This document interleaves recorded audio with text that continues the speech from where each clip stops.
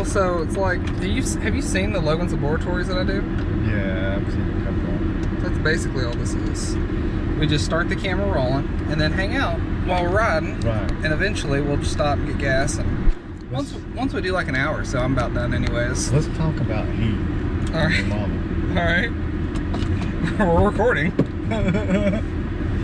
I'm cool to talk about whatever. He's kind of skinny and ugly, ain't he? Yeah, he is. Yeah, he's ugly. He got a lot of ink on him too. I know. Trash.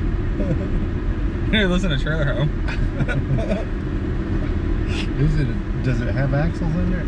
Yep. Oh. Well, I don't actually. I haven't got under the check. He's got a skirt on it, so you can't see, I guess. That's fitting. He has a skirt on his house. I mean, he's really into your mustache, bud. Well, it was mentioned multiple times. He did try and grab my leg several times during the course of the trip down there.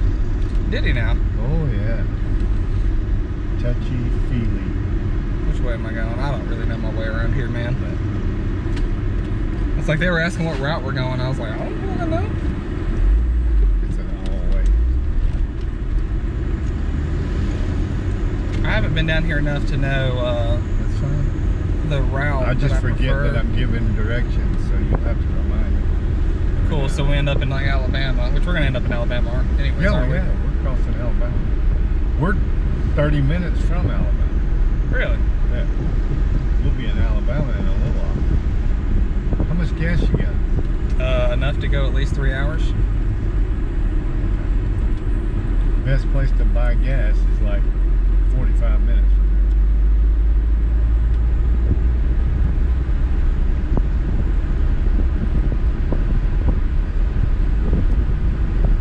Is it super cheap? there. Well, it's the best place, yeah. It's Okay. the cheapest spot. Well, that's what I mean, it's not super cheap, and gas ain't super cheap anywhere. better than it was like before the coronavirus hit. Well, That was one cool thing that happened. yeah. Well, that was not because of the coronavirus. That was because of President Trump, who I'm voting for. Well, so was it really because of him, or was it because the demand went way down because nobody was going anywhere? Well, he opened up fracking, and because he opened up fracking, we then became, rather than being the, having to buy our oil and gas from other countries, we are self-sufficient. And as a matter of fact, we started selling oil to other countries. Which news station do you watch? I'm just curious. I don't typically watch the news. I catch the talk radio. I like Rush Limbaugh. I listen to talk radio because I like a good conversation. So left, right. Right there. So do you listen to podcasts then? I will. I mean, I'm not real tech savvy, so I don't go out and look for stuff on my phone and stuff. But if something comes up on Facebook or something like that, You watch it? yeah, I'll listen to it. Like Ben Shapiro, I listen to him a lot. Okay, all right. I like that other guy. What's his name?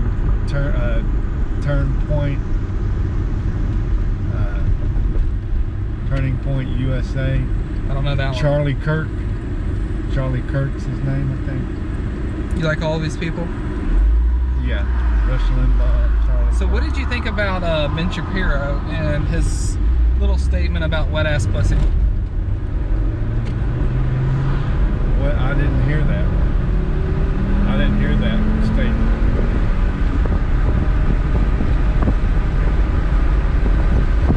You beat him? Yeah. Just barely? I might have jumped out there in front of him when I shouldn't have.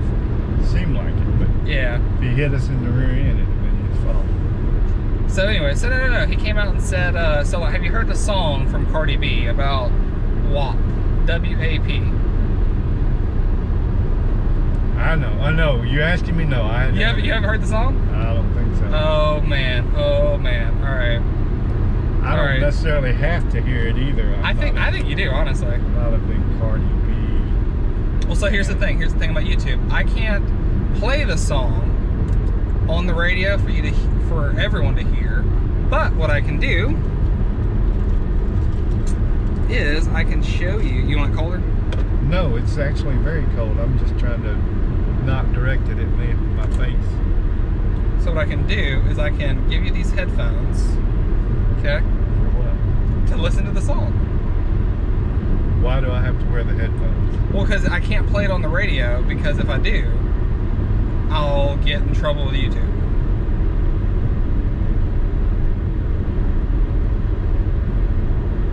You can't play it on your phone? I can't play it where, so I can't play it where the camera can hear me, and then I put it up on YouTube, and YouTube goes, "Hey Logan, turn it up for a minute." Well, no, because that's not how this works. You record all of it so that you can see your reaction and my reaction to your reaction, and then we can talk about how much you love the song. Who said I'm gonna love the song? I did. I just said it. Hold on. I'm gonna see if these things are connected.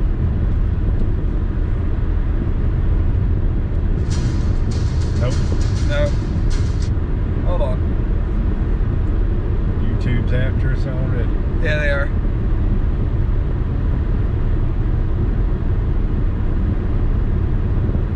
You've heard nothing about the song whatsoever. I don't know. I don't recall the song. Maybe I have heard it. I don't know. All right, can you hear it? Beautiful. All right. So, do you know who Cardi B is? Okay. Pretty black girl. Yeah. Always wearing bling. Yes. All right.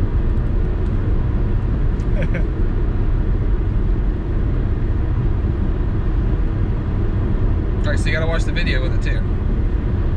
Is it loud enough for you? I don't know. Not doing nothing yet. That might be too loud. I don't know. Okay.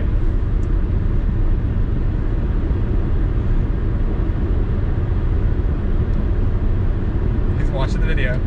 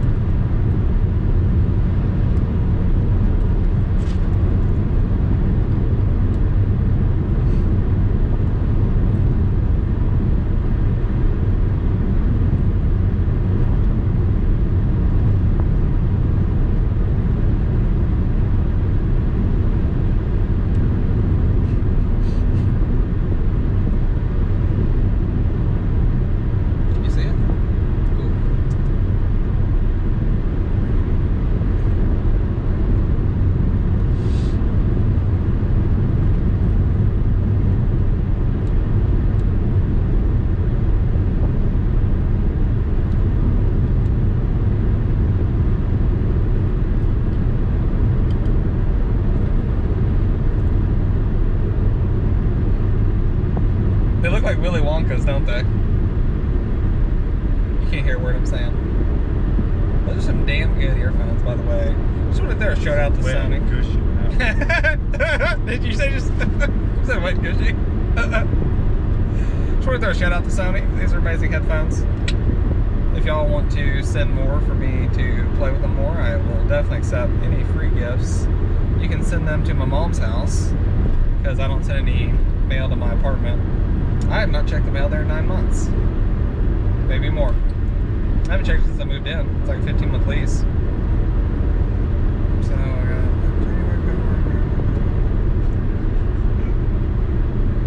Are you dancing?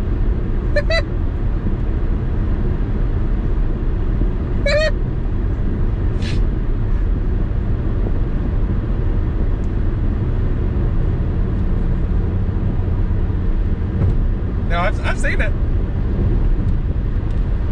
There. You're over it? I got the gist, yeah. Is that a cop? I don't know, might be. Yeah. Alright, right, so thoughts, impressions. I'm not a young man anymore. That doesn't say anything. Well, when you're my age, it doesn't say a lot. So you have no thoughts or impressions. They don't play that on TV, I'm pretty sure. So that's my thing. Okay, so the music video is very in your face, and I think more than just PG. Oh, absolutely. So there's no... From the very beginning. Yeah, right? Yeah. So there's no like warnings or anything that come in and say, hey, slow it down. PG.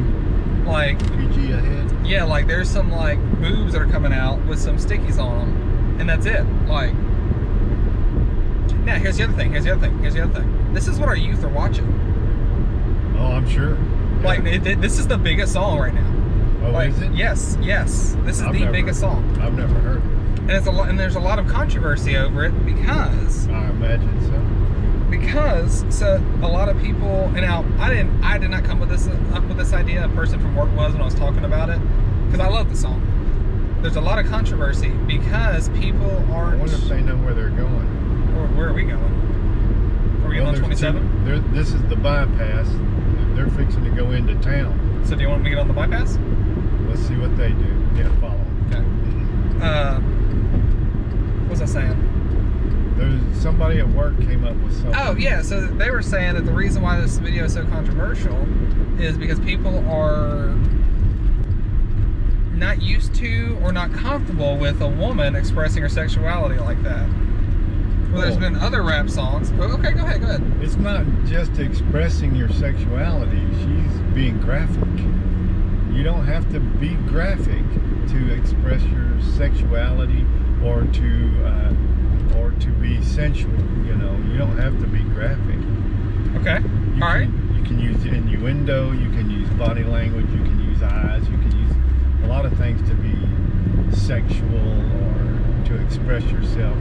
You don't necessarily have to show your titties. All right. Okay. Or pussy squirt. Okay. Well, what about like, say, AC/DC, Big Balls? Yeah. That was like pretty up in your face. I mean, they didn't do music video. They didn't do music video. That's different because it's innuendo. On the one hand, they could be talking about a ball, a dance, or they could be talking about balls on a man. Listen to the song. Okay. We have big balls, and they do. You know, but it's a dance.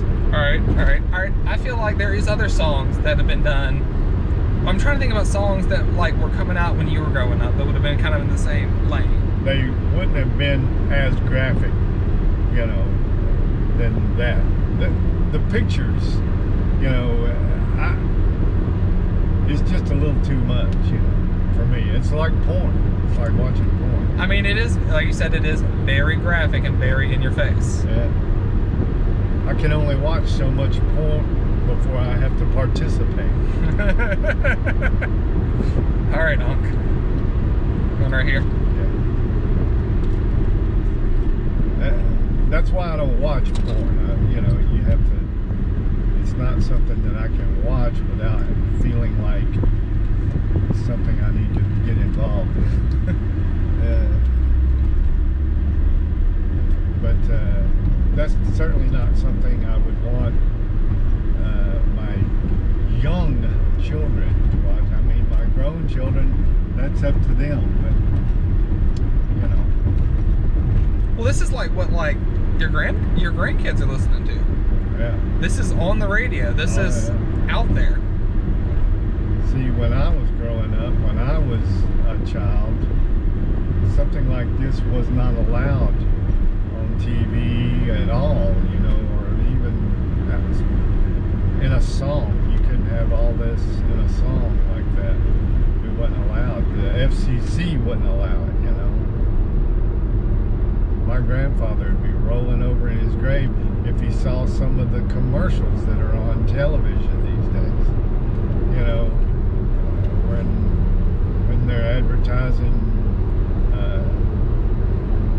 medicines for, you know, AIDS and, you some of these commercials, you know, they got men kissing men and men dressed like women, and you know, I mean, that stuff wasn't allowed in society back then. It wasn't as society has gone way to the left. You know, and everything's allowed now. It's definitely changed since then. Yeah, there's a lot of things that happen these days that would have never happened a long time ago. And I never thought I'd be saying something like that. But here you are. Here we are. Do you feel like you're old and crotchety now? I am old and crotchety. I didn't mean it like that, but just like, I hear you say that, but then sometimes I go, well, what's it going to be like when I get, you know, see Exactly. 30, 40 more years? Who'd have thought we'd be in the situation we're in today with this damn pandemic and Exactly. and the things that they're making us do? I cannot believe. Now I know how my grandfather may have felt when he saw things that were perfectly all right with me, you know, because now I'm like wearing these masks. I mean, if this don't change soon, I'm going to become a illegal all over again, you know, a criminal. All over again? Yeah, by not wearing a mask. Who would have ever thought that somebody would have been criminal for not wearing a mask? Well, eventually, it's going to have to change. But I'm thinking it's going to be like a year and a half from now. I can't make it that long. I mean, I have faith. I have faith that you can. Hey, at least you're not having to wear the N95s. Like, you know, when I go into work, I have to wear the N95s and gown up and everything. The N95s are more restricted. It's awful. You can't breathe through them. No. And then you've got, like, people are getting, like, starting to get yeast infections on their face from that constant moisture. I got one. Yeah. I got a herpes too. Well, I don't have a herpes. I've avoided that. But anyways, okay, so the reason we started this was the Ben Shapiro, his comment on this song. Well, I don't know now. Do you know how to Google things on your phone? I'm not gonna do it while we're riding because it'll make me sick. I can't read. I can drive. Well, okay. Well, it was something along the lines of he heard the song, and there's a line in the song where it's like, need a mop or something like. So what? Gushy, need a mop. Okay. Yeah. He made the comment. He was like, "This song is unrealistic. You don't need a mop. My wife has no issues making a mess," or something like that. And everyone's like, Ben, you just said you can't get your wife wet, man. Like that's what you what? You just said what? And his wife's also a doctor. Okay. So it was something along the lines like, my wife's a doctor. This isn't a medical issue. Blah, blah, blah. If you have this issue, you should see a doctor. Something like that. Okay. And I was like, dude, you are never gonna live this down. You should have just shut up and said it's an okay song. I think it's a little bit too graphic. That should have been the line that you stopped at. Not, I can't get my wife wet. Well, I'm sure she gets wet or they couldn't have sex. She has to have lubrication. But you see what I'm saying, though. Yeah. Like he opened up his mouth and put his foot in there. Yeah. I just thought if you were a big Ben Shapiro fan, you would have heard of this. Oh, but I don't subscribe to his podcast. I'm always afraid it's going to cost me money or something. Well, no, you know, podcasts are free. They get you in the advertisements. Well, that's how they get their money. Yeah, I hate advertisements. But you watch TV, though. I hate advertisements. So you put up with them for TV, and they're like... I have no choice. But you have no choice in the... If you want to listen to the podcast... If I had a choice, I would... Oh, I was just making a statement. Oh, okay. If I could find a way around them, I would absolutely do it. But if it costs money, I can't afford it. I remember when television was free. Television was free, radio was free. Now you can't listen to the radio, you can't watch TV without it costing you something. You know, TV was free up until like a few years ago. Well, ever since cable came out, we've had to pay for cable. So we could have all the channels. Now we have all these channels. They all all playing the same crap, you know. Well, because, when me and Mom and Jacob and Caleb lived over there off of Clinton Way, we only had the antennas. I don't know what you call that, but yeah, channels 3, 5, and 9. Yeah. That's before, and now I'm told that you can get the basic television, but you have to have a special box. Yeah, it's something you put in lieu of the antenna. Yeah. Because Ben did that for a little bit when he was living in town. Him and his sister did, anyways. Yeah.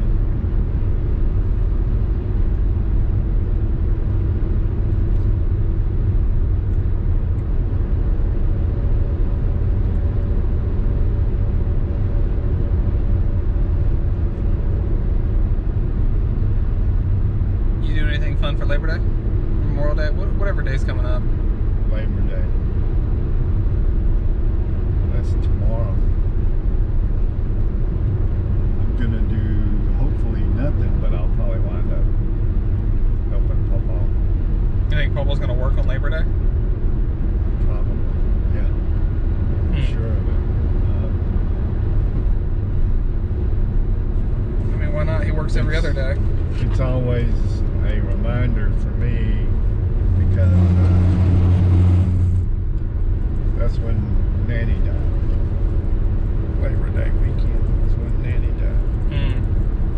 So it's always, for me, a reminder of that. If it had not happened on a holiday like this, I probably would have been able to, I think about her most every day, because I keep things around, and when I see them, I think of her. But, every day, though? Yeah, just about, because I keep things like under my TV is where all her bowling trophies are, and because I wouldn't throw them away. Pictures of her and stuff, I keep stuff around. The candles on the mantle. There's one up there for Deborah and Mama and Darla.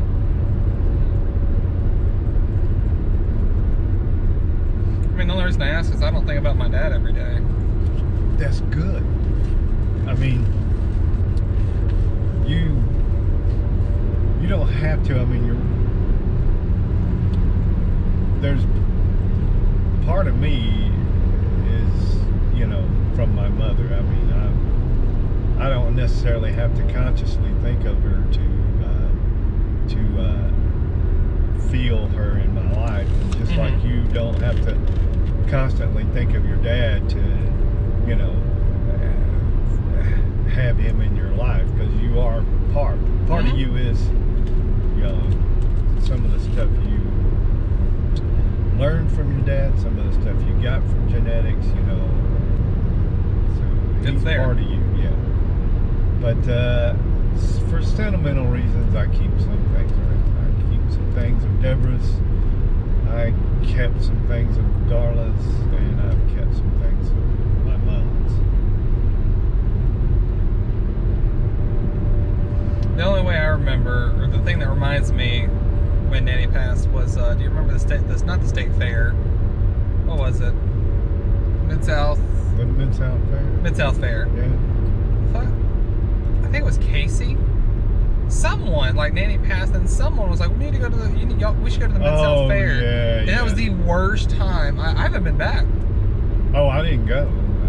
Well, I was made to go. I don't go to stuff like that. Even somebody was trying to cheer everybody up. Yeah, someone was trying to cheer everybody up, and it ended up just all of us being sad on a bunch of crappy kid rides. That's all it was. Yeah. I don't like being made to do things either, so if somebody tries to do that to me, I'll buck it. Just a bucket? Yeah, just on principle. Yeah. It's like people are always sending stuff on Facebook. You don't believe in Jesus if you don't say amen, You're not a believer if you don't type share, you know. I don't do that. You can't force me. I don't like bullies, and that's bullying. Yeah. Don't like it. I don't like being bullied. How much do you actually look at Facebook? A lot.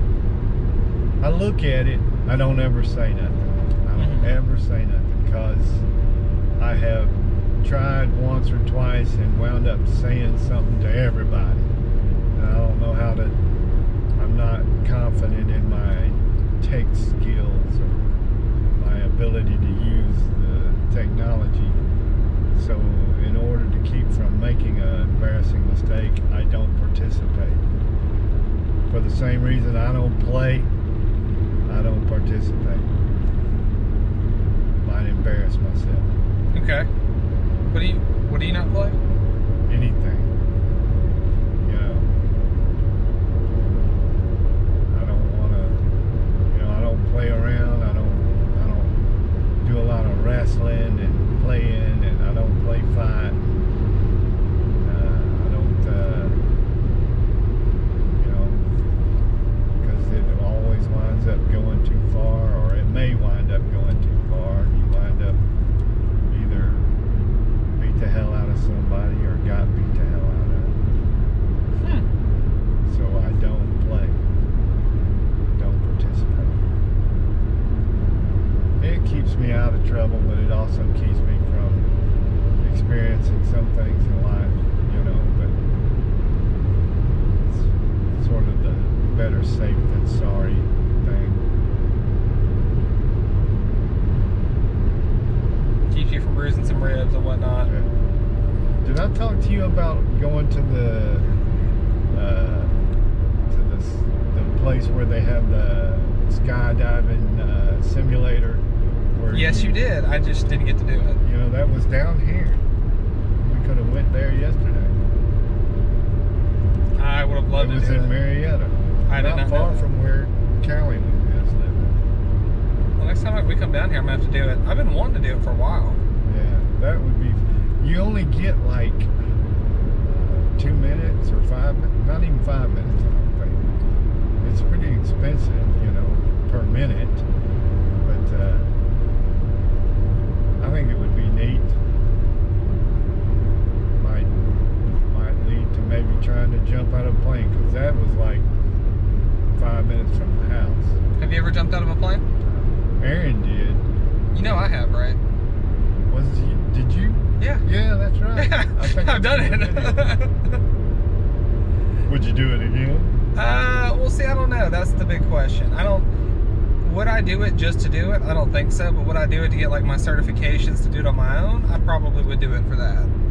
Yeah, because they strap you to a big boy. Yeah, exactly. So like, yeah, it was fun. It was a cool experience. I would love, I mean, if someone paid for me to do it, I'd do it in a heartbeat. His flashlight kept bumping into you. Yeah, all I can say is that we were close. Yeah. It was due to the wind. Yeah. Well, it was really cool, man, because so I actually had asked like 6 to 10 like buddies of mine. Yeah. I was like, guys, if we all get together and go do this, we can get a group rate and go really cheap. How cheap is really cheap? Well, so like they would knock off like $25 for every like 5 people I brought. So it started, I think it was like $225, and I could get it down to $150. So I asked a bunch of people. That's a lot of folks. That's a lot of folks. But everybody was like, yeah, man, yeah. So about 3 months out, I started getting names. And I got names from people at work, got names from people I hung out with. Yeah. I got names. Well, 2 months out, I was like, hey guys, 2 months out, I need to know who's going to be up for it, because I'm about to send them the names.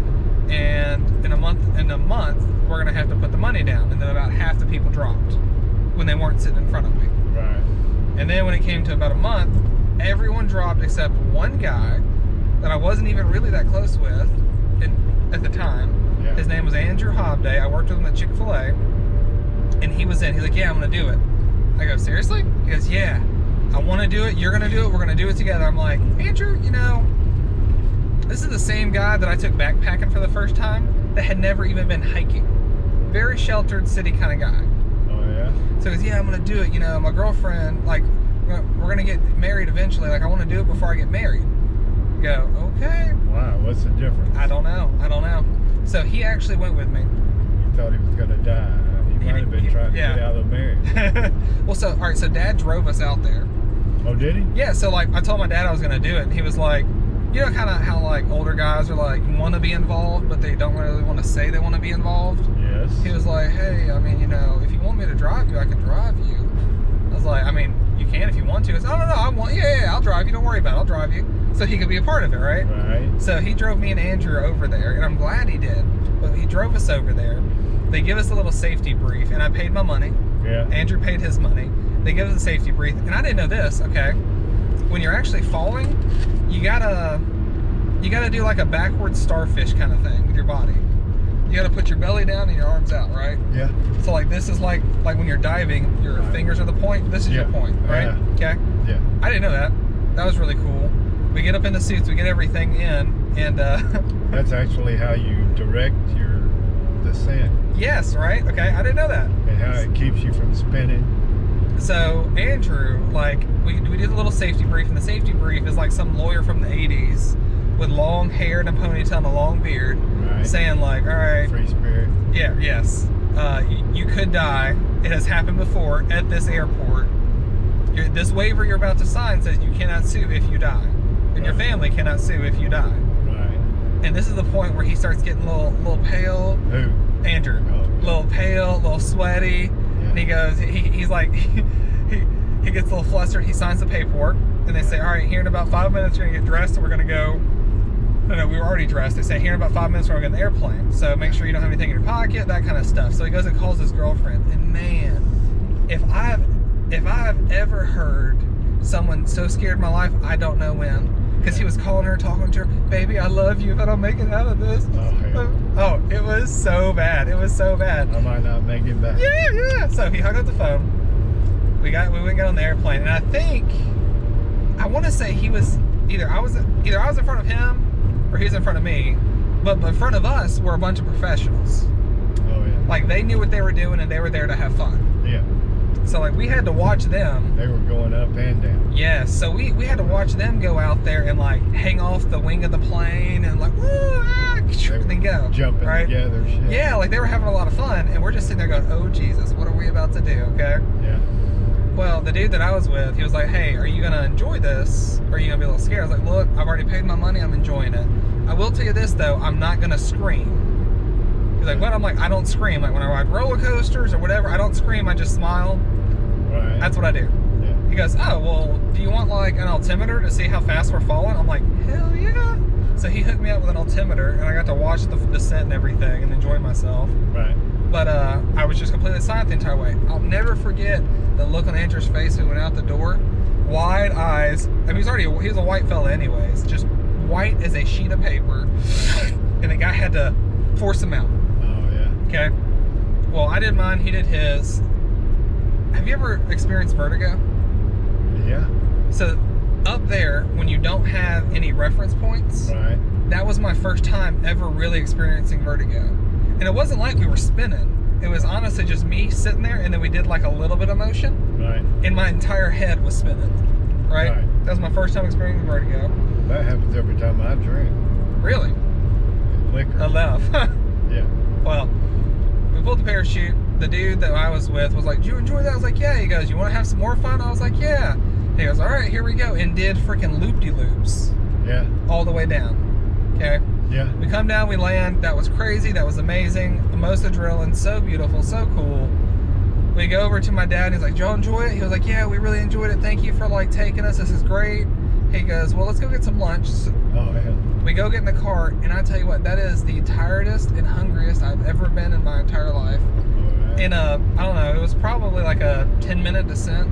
Yeah. Because, you know, you drop for like a minute and a half, minute and a half. But it's a tense 10 minutes. Just your heart just yeah, the entire time. Tense even before that, you know. Oh yeah, of course, the build-up, right? Yeah. So we go get like Lenny's, okay? Eat a huge Lenny sandwich, get in the car, and then we both fell asleep. Yeah. I was like, dude, I'm so glad my dad actually drove us over here, because if not, I don't know if we would have been able to come home. Right. We were that tired just from that. That was a crazy fun day. Yeah. Would you have? So you've never done it? No. Would you do it? I've thought about it. Yeah. Would you do it though? I don't know. We'll have to see. If I said, "Hey, Uncle Brad," if I got up there and paid my money, you know, I'd go just because I paid my money, you know. Yeah. But getting me there and getting them paid is the thing, right? I live 5 minutes from 2 different places that do that. You know, it's not like I don't have access. But I've thought about it. Aaron did it. You did it. I think I've seen the video from Aaron's. I don't know if did you have a video? I didn't pay for the video. Yeah, Aaron paid for the video. The only video I have of me is when I went bungee jumping up there in Canada. For a while, I was feeling pretty, you know, not suicidal, but I was not caring about whether I lived or died, you know. So I was thinking of doing some things, you know, just to be, you know, who cares? Either you do or you don't, you know, or either you live or you don't, you know. So I had thought about it, but it costs a lot of money. I think it's $275 for the privilege of jumping out of an airplane. A perfectly good airplane. Yeah, I think if I was going to do it, I'd want to do it without it costing me $300. We can do it out there in Oakland for $225 or $250. Somebody should be paying me if I'm jumping out the airplane. I bet you won't jump out this airplane. Here, hold my beer. $225. Here, hold my beer.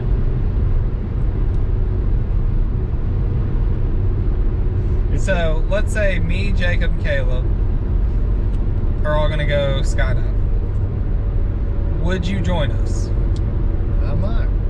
Okay. I would certainly give it some thought. Kayaks? Yeah, they do a lot of that over here. It's a big thing, a big social thing they do together. A lot of them. They do these floats. We're coming up on Piedmont.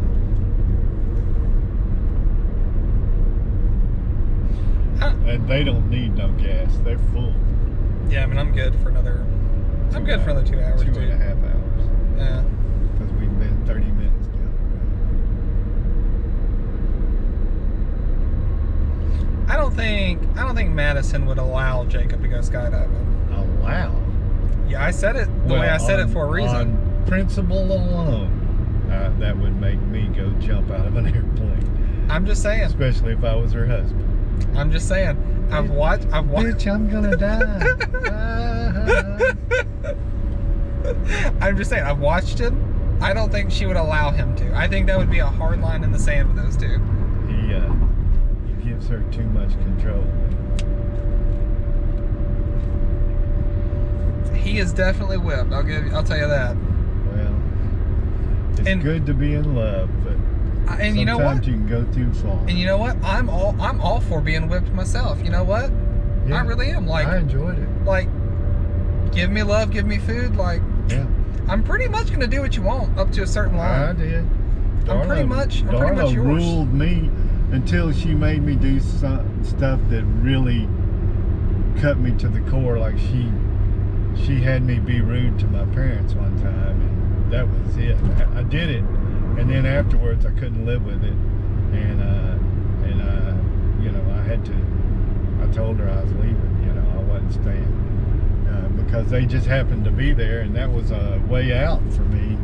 So I told her I'm leaving. When they go, I'm going with them. You know? And that's what you did? Well, she wound up apologizing to them. It was at Christopher's graduation. You were probably there. Oh, I mean, this was Christopher's graduation. Y'all came down. Papa and Nanny brought all of y'all down. Yeah, you were there because Nanny and Papa was wanting me to grill out and cook at the house, and Darla didn't want that. She wanted to go out to eat, and Nanny and Papa didn't want to have to pay for 12 to 15 people to go out to eat, you know, which is what we was then. You know, with my family and your family and his family all included, which I understood, but Darla wouldn't have it. She made me say no, and then I felt bad about that. You know. And that was it. You drew a line. Yeah. It was the straw that broke Bradley's back. That's respectable, though. And she apologized and she made amends, you know, with my family, my parents, and I agreed to stay, you know, but I was checking out. You know, you're not gonna make me be something I can't be, you know. That's be disrespectful to my parents, you know. But that was the beginning of the end, you know. She liked to control everything. So when I started not being controlled anymore, I was not as useful to her as I once was. I didn't like being that convertible cougar. Oh. It's red. It scared me. Thought I hit something or something. No, I was pointing at it. This is the cheapest gas all the way from Memphis to here is the cheapest gas right here. This map cover. We'll give them a call here in a... I don't really need to stop yet. I'd rather do it about halfway so we can stretch and get a drink or something. Yeah. At some point we'll have to stop for us. Yeah. For sure. Did you just say for sure? I did say that. You valley girl. I don't know that's a. I don't know if that's a valley. I don't think that's a valley girl. For sure. No, Sure. no, that's not a. No, dude, that's not a valley girl. Oh man, come on. No, it's not. You know. It's I not. can tell by the way you're laughing. You know. For sure. For sure. No, it's like for sure. For sure. For sure. For sure. Not like that. Ta-da. The way you say it, Ta-da. the way you're saying it, it makes it sound like a valley girl. Oh. It's just for sure. That's the way I heard it, huh? For sure. For sure. For sure, that's the way you heard it. For sure, for sure. Hey man, I'll tell you what, it was so much fun hanging out with Dave. Yeah, he's fun. I like Dave. Brian's fun, but Brian's messed up right now. Who is Brian? He's David's brother, Darla's brother, and Aaron and Amanda's brother. He's like a middle child. Okay. There was Darla, David, and then there was Brian, and then Aaron and Amanda are twins.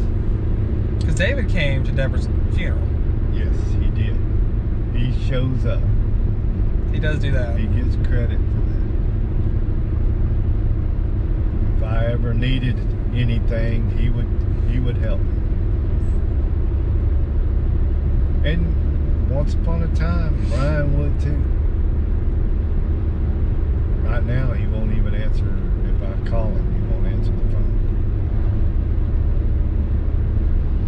He's being a bit of a bitch. You say that like he's going to see this. Maybe he will. You know, there's only like I might tell him how to find it.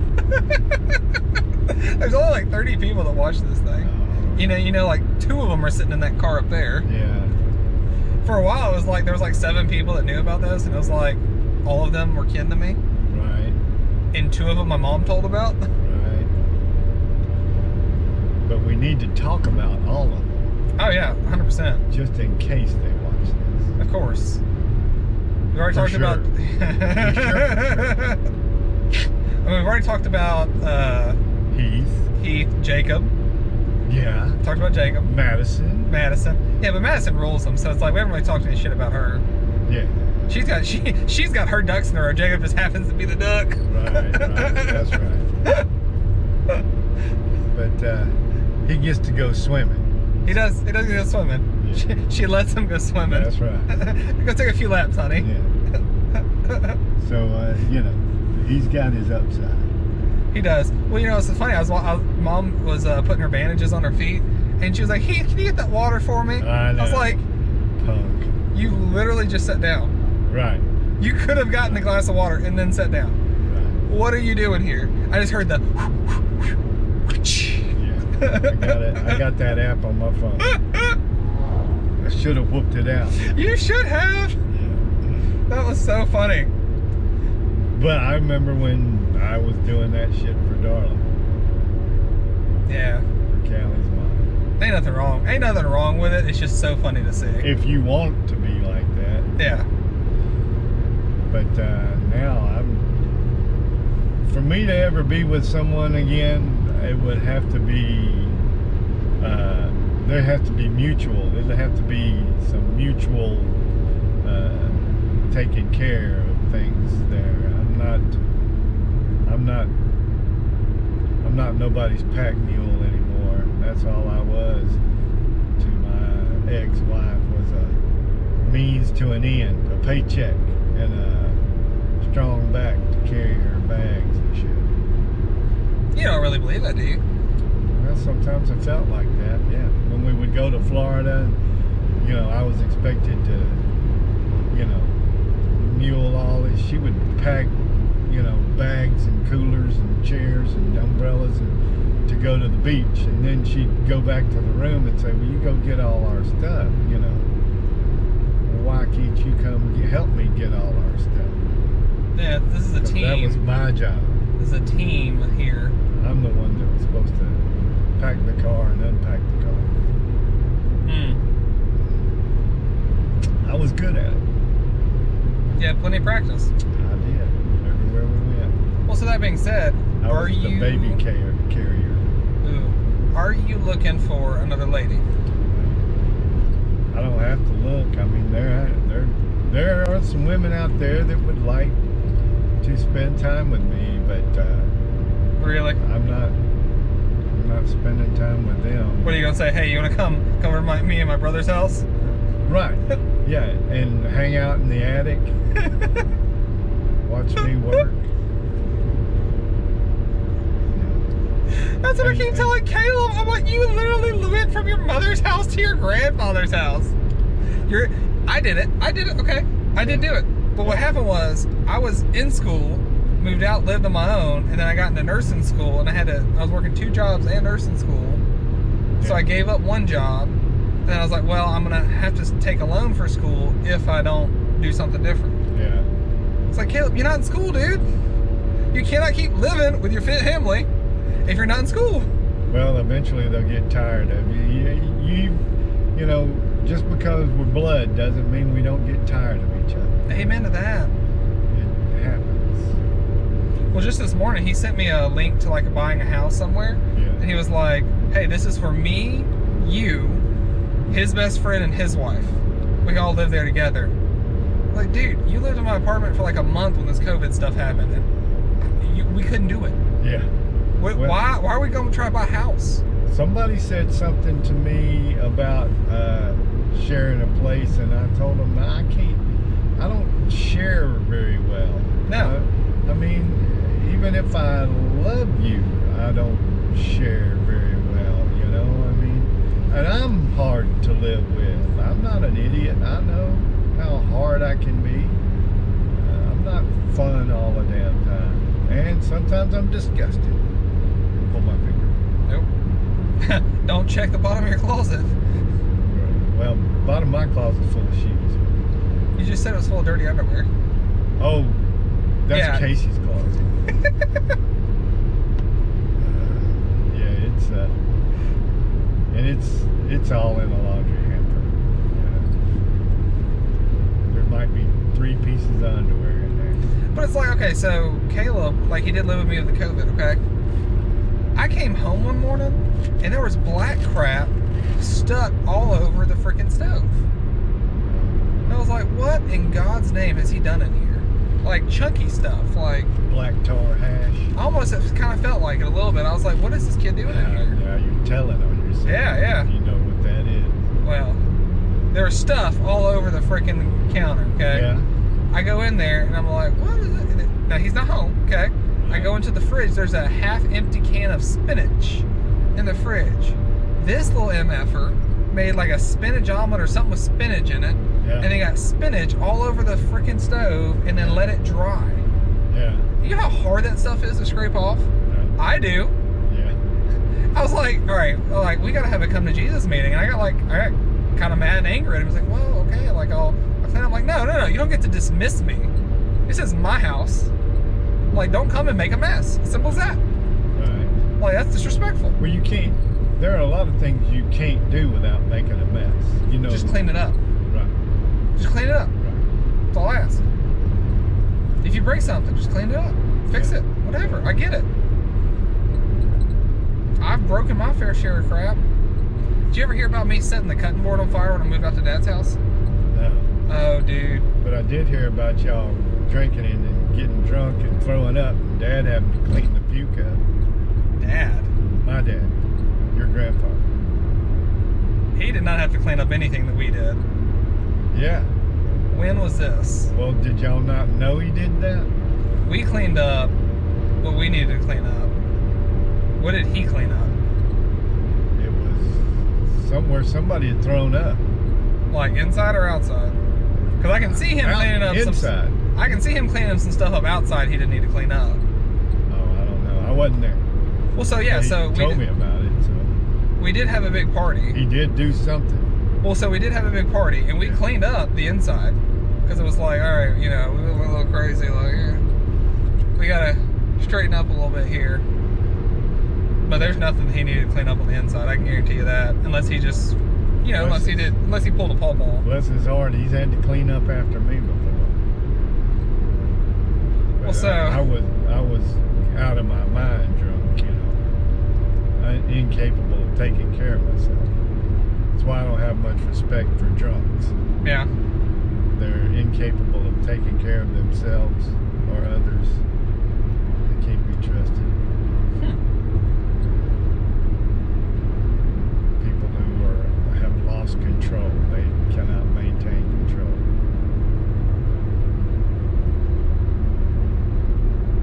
I don't like anyone I don't trust anyone that has to have something. What do you mean? So like Has to have smokers.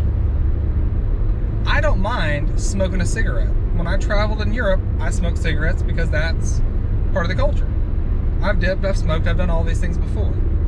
But like if like we're going down the river and like someone offers me a cigarette, I might just take that cigarette because it goes good with a beer. Okay? Oh, really? That's just me. I don't like seeing someone that has to wake up and go have a cigarette. Oh, yeah. I don't like you to have to like leave the movie to go have a cigarette. Well, they're You shouldn't. physically dependent. Yes, you shouldn't have to have a drink. You shouldn't have to have these things to operate. That being said, I really like my caffeine, so I mean, is this the pot calling the kettle black? I don't know. I just don't like. A little bit. Oh yeah, it is. I don't. It's a stimulant. It's a stimulant. Yeah. I just don't like someone having to have Dependent. something. Yeah. Like if I don't have caffeine in the morning, I'm not gonna mention it to anyone. I'm not gonna be like, like if someone that can't have that wants a cigarette can't have a cigarette, they're gonna be. I was physically dependent on. I got involved with drugs and got where I recognized that I was physically, you know, dependent. The shit I was doing when I didn't have it, I wanted it. When I had it, I wanted more. There was just no not. And it was only through my willingness to give up. I gave up some very good friends. I gave up a good job, and I had a wife and a family that I loved, and I retreated into my family, and I was able to kick that habit on my own, just cold turkey. You know, but once you're if you have an addictive personality, you're always an addictive personality. You trade one addiction for another. So, you know, I traded mine back then for food and family. Okay. I was addicted to my wife and kids Okay. and eating, you know. But I have an addictive personality, and I have to be careful about what I, you know, indulge myself in, you know. I've chewed tobacco and I've dipped, but I didn't like it. I've smoked weed, did all kinds of drugs. I've never done intravenous drugs, but I did smoke a lot, but not cigarettes, never cigarettes. Really? I have an aversion towards cigarettes that I got because my mother smoked a lot when I was young. And I didn't like touching them. I don't like smelling them. I dislike them a lot because my mother did so much of it when I was young. Yeah. So seeing my mom smoke Yes. just hits a chord in you? Yes. Yeah. And knowing she can stop. Yeah. I've seen her do it. I've seen her quit. Why would you go back? Because he smokes. It's a social thing. Well, drink water. Yeah. I mean, I have friends that drink to excess, you know, that drink cases of beer, and I used to be right there with them, but now I can stand there and be with them and not drink. I'm a teetotaler now. I drank one beer yesterday. Yeah. And that was the first one I've drank in a while. And it wasn't even a whole beer. It's a little beer. mini beer. Yeah. I had a Guinness last night. Yeah. It was good Guinness. Christopher likes Guinness. It's a little strong for me. I don't like the strong. I only had one, but you know, it's still a Guinness, you know. Oh yeah. It's a Guinness. And they got a higher alcohol content. Yeah, he gave me my first Guinness. I told you that. No. So Well, I'm not surprised, but yeah. he set me down, explained how it worked, and you know. Oh yeah, he's into it. Yeah. He likes it. And since then, I've actually I've worry appreciated about him them more. drinking too much. I don't. Do you? I don't. Well, Because I feel like I could see it in his body, like muscle mass, if he was drinking too much. yeah. Like Not yet. because you know you get to a certain point and you start losing muscle mass, you get that irony smell, you get that grayish color in your skin. He's still young, still strong. He's in his prime, actually. How old is he? He turned gray pretty quick though. He's 30-something, I think. He's your kid. Yeah. That doesn't mean I know. Doesn't mean you know how old he is. Or yeah. That doesn't How old necessarily- is Callie? I'm pretty sure she's 22. I'm pretty sure she's 23. You may be right. When's her birthday? Mine? No, it's her birthday. Oh. It's the 17th. No. 12th of February. Do you know how old Jacob and Caleb are? And I only know that because I use that as a passcode for something. All right, how old is Casey? I don't even know. Look, the only birthdays that I know are my mom's, Jacob, and Caleb's, and Ben's. The only birthdays I know are mine and Darla's, because Darla, you know, beat it into me, you know. And it's the December 27th, you know, right at Christmas. God help you if you try to give her a Christmas/birthday present, she will bitch. You know. Because it's two separate occasions. Yes. She don't like it. Even if it's an expensive gift, it doesn't matter. She gets two gifts. One for Christmas, one for her birthday. But I can see her side of it, you know. Oh yeah. I can see where that might suck, you know. Or be a touchy subject. But or... not if it's an expensive gift, you know. I mean, all right, well, you just won't get either one of this. Well, yeah, that's what me, Jacob, and Caleb, it worked out perfect. We split up mom stuff. One of us has birthday, one of us has Christmas, one of us has Mother's Day. Okay? Oh, is that right? Each person's in charge of coordinating what we're going to do for that event. What? Okay? It's good that y'all can work that out. Yes, it works out great. Freaking Caleb is the king of gift giving, okay? Is he? Oh my God. He is the social butterfly. Like this man, I wish he had the determination that I see in him in certain things, in all aspects of his life. Because this is the same kid that, we were in the OA together with the Boy Scouts. L.A.? OA, Order of the Arrow. Oh. It's like the Honor Society of Scouting. Yeah. I got in it, and I became the chapter chief. After I was the chapter chief, which is like, say, low level, very low level, I became the chairman of like the Indian drum and dance. All that means, it's a step above chapter chief, but I just sat there and played the drum and sang songs. Yeah. Oh, I did that for like 3 years. I would just truck the drum around. Sometimes I would dress up in the Indian garb and like do some ceremonies. Yeah. But I would mainly just play with a drum. That was my job. Yeah. That was my role. And I did it well, okay? Right. He gets in, because he's 4 years younger than me, so he gets in 4 years later, okay? I did like my little 4 years in it. He gets into it. He becomes the chapter chief. Same thing I started out with. After the chapter chief, he just skips playing with a drum and becomes the lodge chief, which is the highest position in our area, in our council. Yeah. Okay? Then he doesn't just stay with the lodge chief. He goes to the national level. Not a regional level, not just like the bottom 12 states. He goes to the national level and holds a national position for a year. What did he have to do? Hell if I know, I wasn't involved.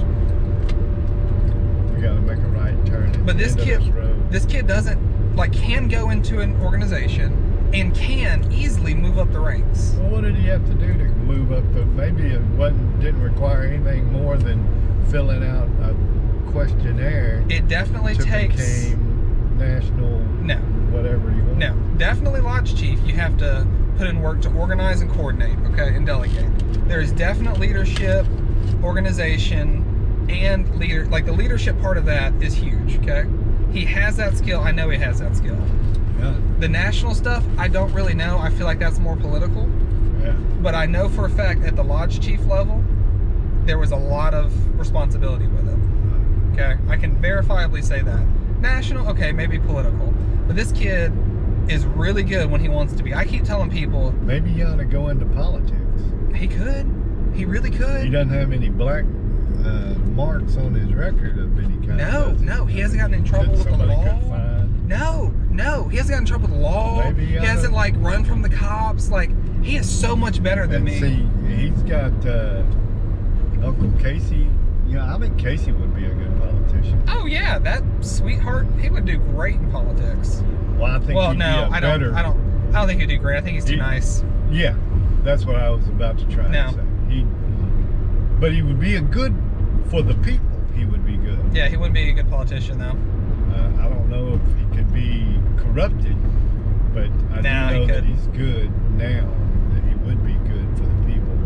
I think Caleb is a good enough person to be good for the people, yet smart enough and savvy enough to still be a good politician. To be successful. Yes. He's not as mean or as dirty as me, but I still think he'd be a good politician. But with that, he can So you're a dirty boy? A little bit. I think that's why me and Ben are such best friends, because he's an atheist. I don't know if you knew this, but Ben's an atheist. Shitting me. Ben's an atheist. Bless his heart, yeah. Lord. He don't know what he's doing. Well, so here's the thing, because I like to question my faith a lot. So I've got a lot of things that I say that if I talk to someone else that's really religious, they look at me like I'm the devil. Because these theories, I like to practice apologetics, so defending your faith, right? So you have to play devil's advocate to be able to defend your faith, right? Well, you can't have God, you can't have one without the other. Exactly. So I'll say these things to Ben, and he does not get offended, and he can actually kind of reason with it a little bit, Well, I'll tell you, a lot of people come to know God in the end, and that's late. It is. You're coming to the party late. You missed the party.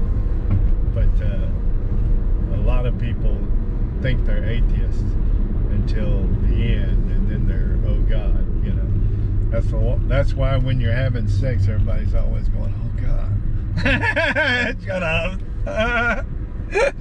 Next time Ben, That's funny. Next That's time really Ben funny. has something atheistic to say, just tell him. Well, Yeah, so what do you holler when you? when you're having sex? Yeah. So he doesn't like force, like try to push his opinions on me Right. on that, and I don't do the same on him. I don't like that out of people either. But we can openly talk about how we feel about it in a very logical manner. Whereas if I talk about how I feel about it with a super religious person, Yeah. the response that I get, and I hate this response, is that's why they call it faith. Well, When I say why this or why that, how can we reason that? They go, well, that's why it's faith. well, there's some people never really truly know God or in their lives, and I've come to find that God is in my life. He's in your life, whether you want him or not. He's in Ben's life, and Ben just don't know it. He just don't see it. He can't see the forest for the trees. I used to be like that until I saw things that cannot be explained. The miracle of birth, the miracle of a woman birthing a child. If you ever see that, you know God exists. Because how does that happen? That didn't happen, you know, that happened by design. That didn't happen by accident. You know, the human body.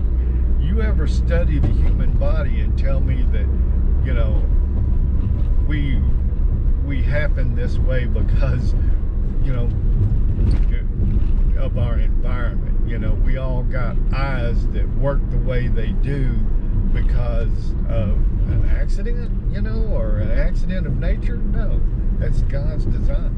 If you ever study these things, and you'll start to learn, you know, is it an accident that we exhale carbon monoxide and trees take in carbon monoxide, you know, and create oxygen that we take in? You think that was an accident? No, that was by design. God's design. You know, and people who don't believe are just happy, you know, to be living their lives. And there's nothing wrong with that. That's why God gave us free will, you know, because God wanted us to love him, you know, not for, you know, he wanted to know that we did love him, you know. That's why he gave us the choice to not love him. We don't have to love him, but he created us anyway. He loves us. Doesn't matter if we love him or not. He still loves us, you know. So people like Ben got it made, whether they know it or not. They're blessed by God. He has been given life. He has a world to live in. He's got friends, you know, that compliment him.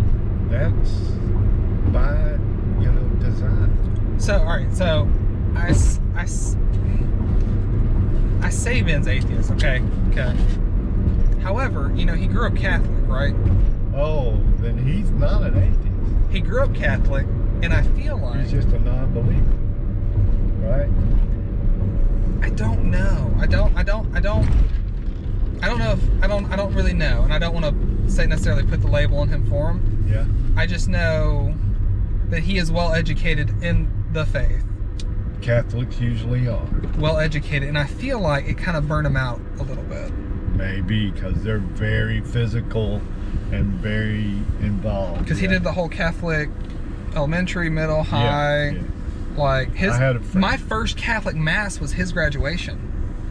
Oh, really? Yes, I went there thinking I was going to a regular graduation, like I've been to like FACS or something like that. I wore a t-shirt that said "Shut the Duck Up" on it and khaki shorts because I was going to Ben's graduation, not a Catholic mass. I get there and his whole family's there in like nice church clothes, and they look at me and they go, What about "Oh." Ben? But yeah, oh yeah, he was dressed up too. And I go, You big dummy. he didn't tell me this. I just showed up. I get there, his whole family looks at me and they're like, "Oh my God, this is his best friend." Yes, yeah. And then, so his mom's Catholic, his dad is. I was ostracized from my Catholic friends' family. I was not allowed to come back because I wasn't good enough. I was a little too wild. Wow, for the Catholics. Yes. Wow. Yes. I had a Catholic girlfriend, a Catholic best friend. What? Oh yeah. You know that chick that I dated for like 3 years was Catholic? No, I didn't know that. Yeah, she was Catholic. Well, there's nothing wrong with it. I like the Catholic people. I mean, yeah, we're kind of a lot alike. They're party group, boy.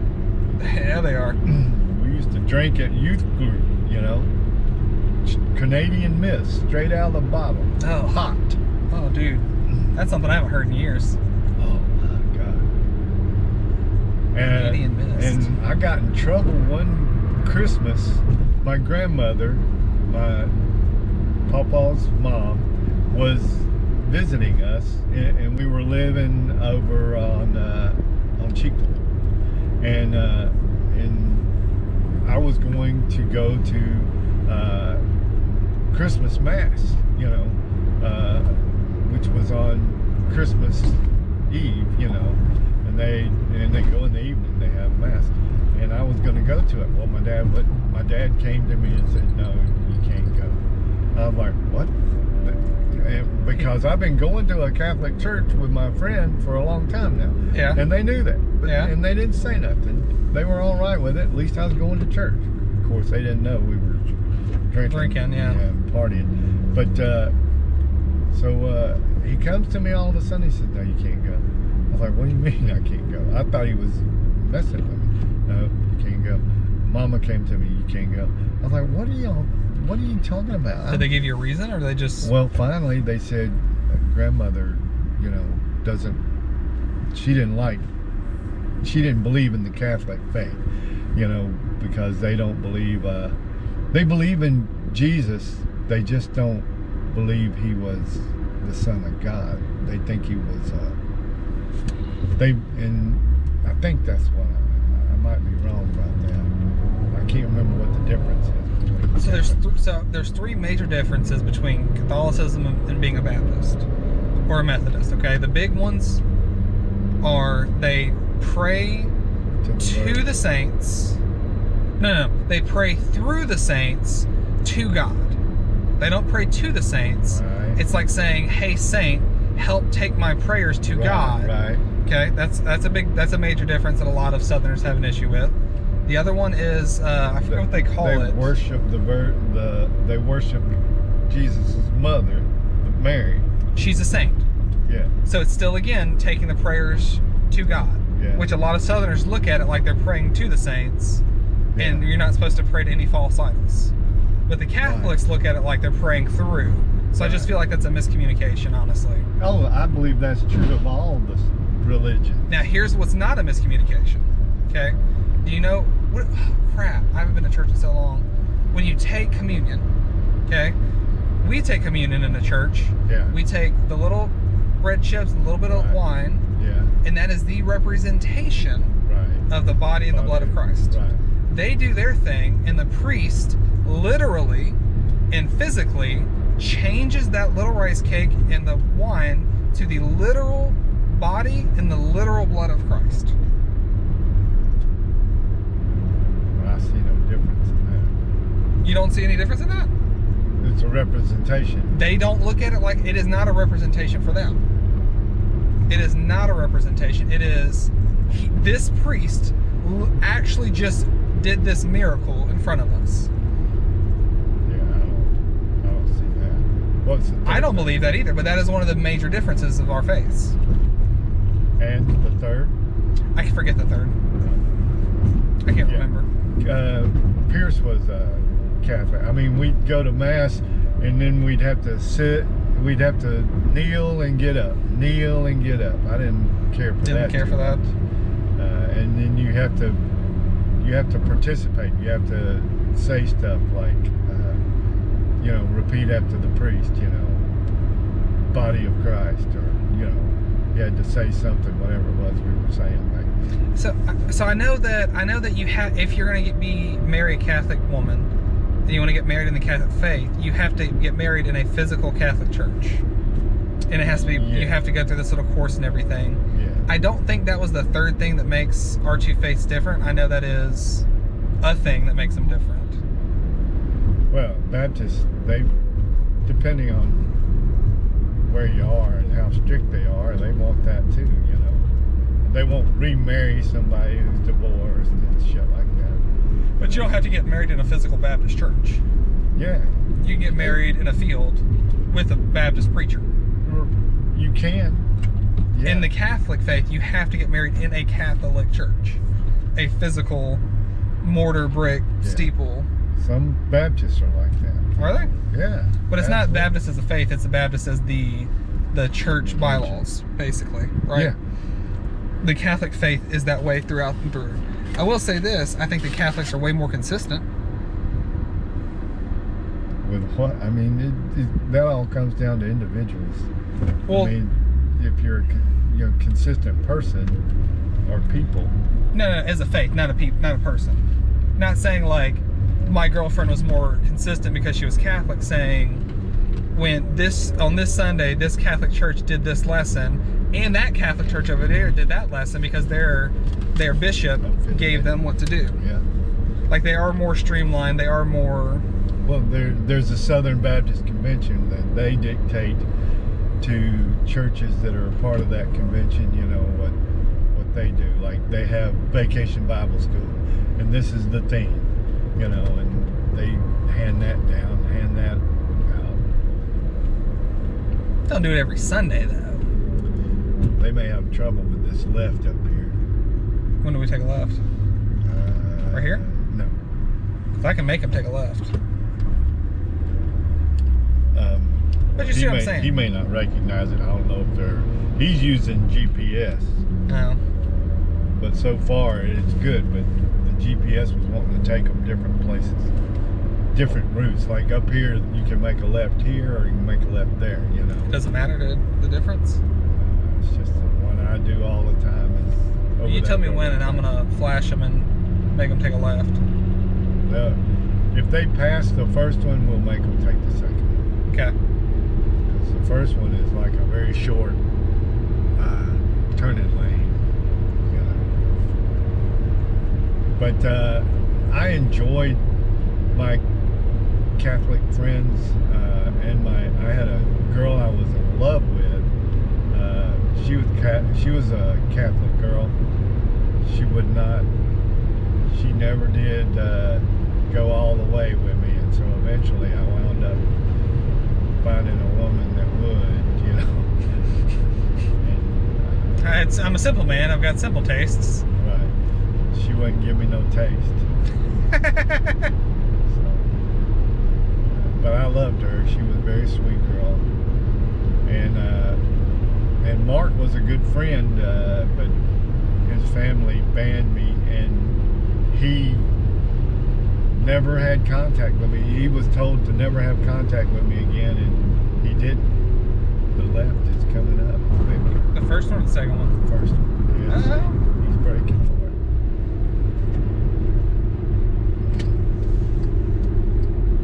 Yeah. Well, so like I appreciate that experience that I had while I was dating my ex that was Catholic to get a real good education on the Catholic faith. The tracks are a little rough. Okay. Like, I really do appreciate that because now I can say with confidence what I do know about the Catholic faith, and I don't have to I don't have to pussyfoot around the subject, you know? Like I felt like I got a good indoctrinated education without actually having to join the Catholic Church. I will say this so I dated her like 17 to like 20, maybe 21, or somewhere around there. So when I was like 17, 18, we'd go to her youth group stuff. Yeah. I will tell you what, I don't know if it was just her church, because we went to multiple churches, but we did it as the masses. I only ever went to her home church for the youth group. Her youth group was way better than my youth group. We weren't drinking or doing anything like that. It just felt more...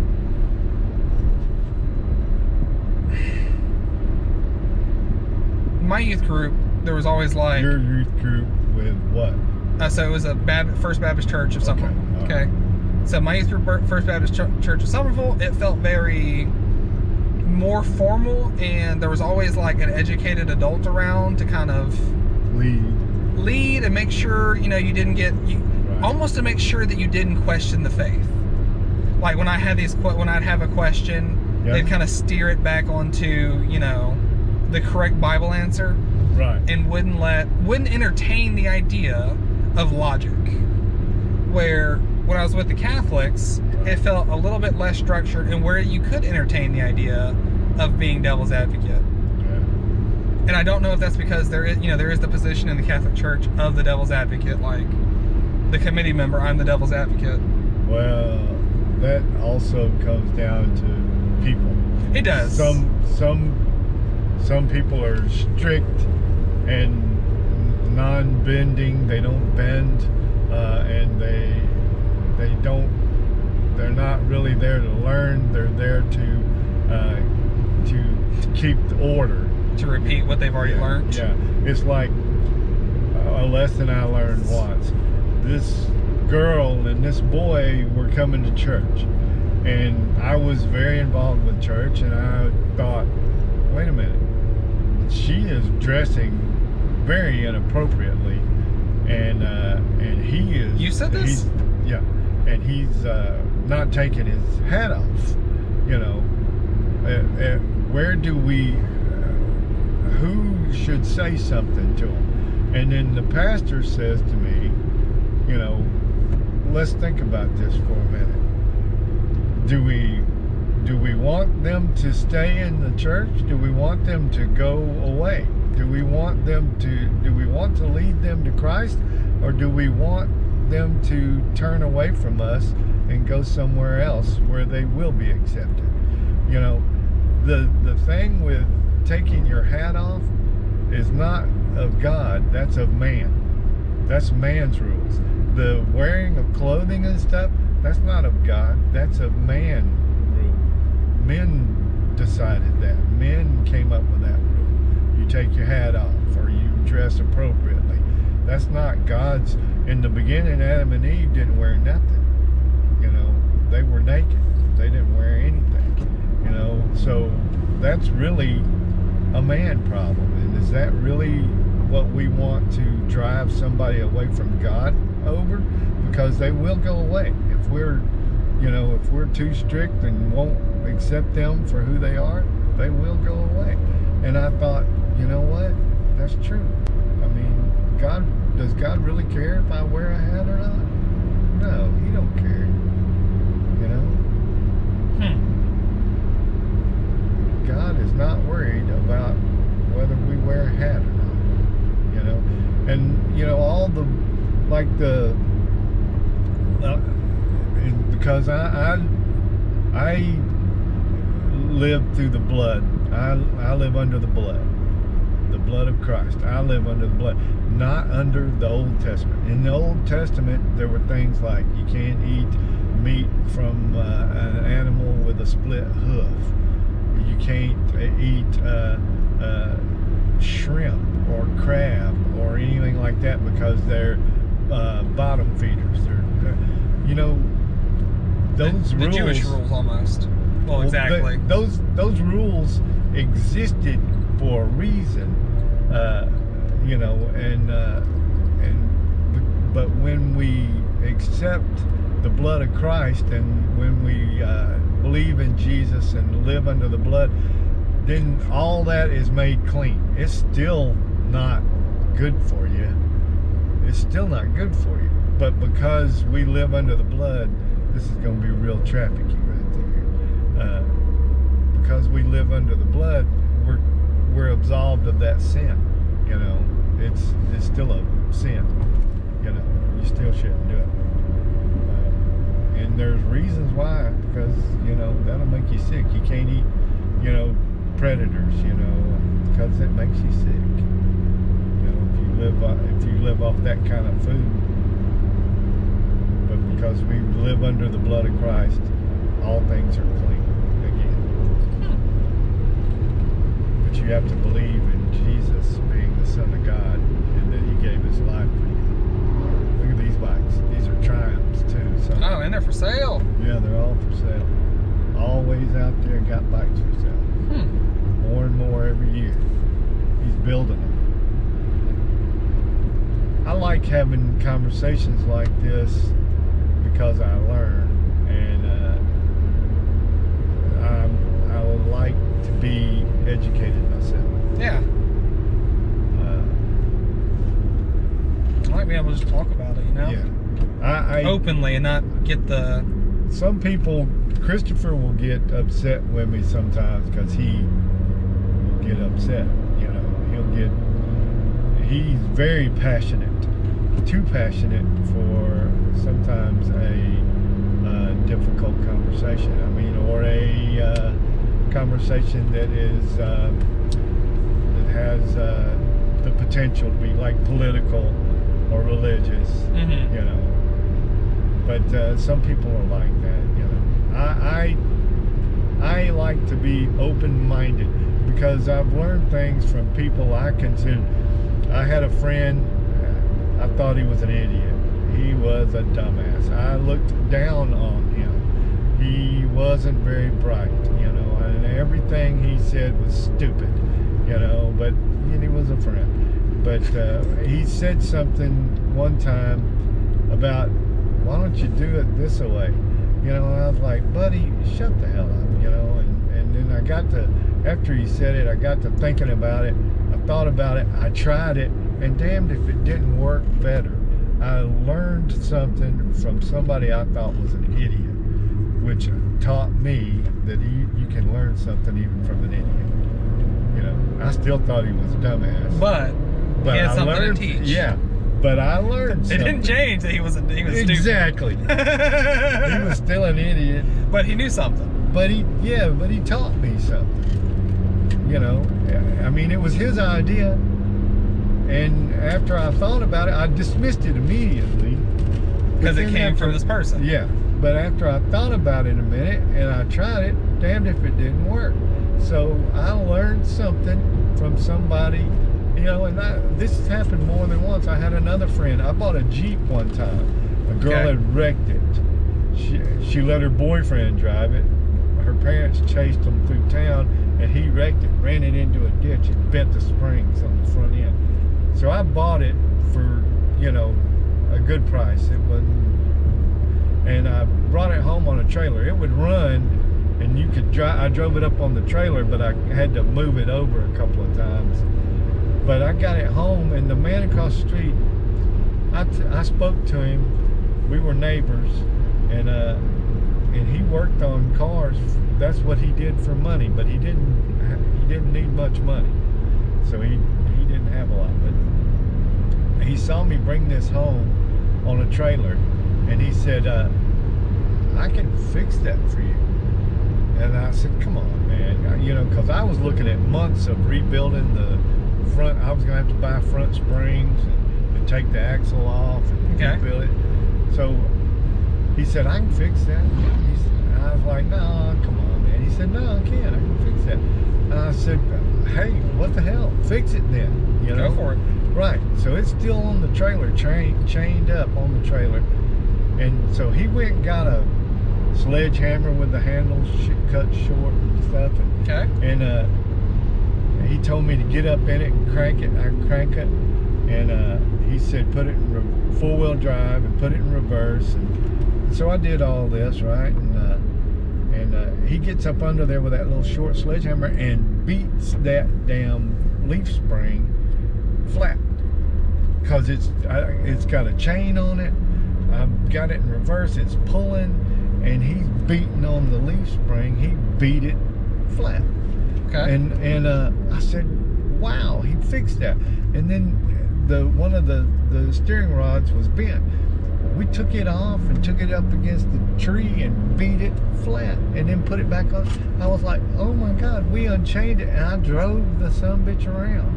I could not believe it. Hell, now I'm looking at going and getting insurance and a tag so I can drive this sucker. That day. Yeah.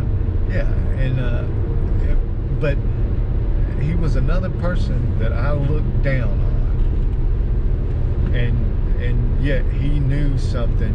he did something, and he did something for me that he didn't have to do. We weren't close. I mean, he just come over and offered that shit, you know. But I learned something from him, and that was to never doubt that somebody, you know, says they can do something, you know, let them try.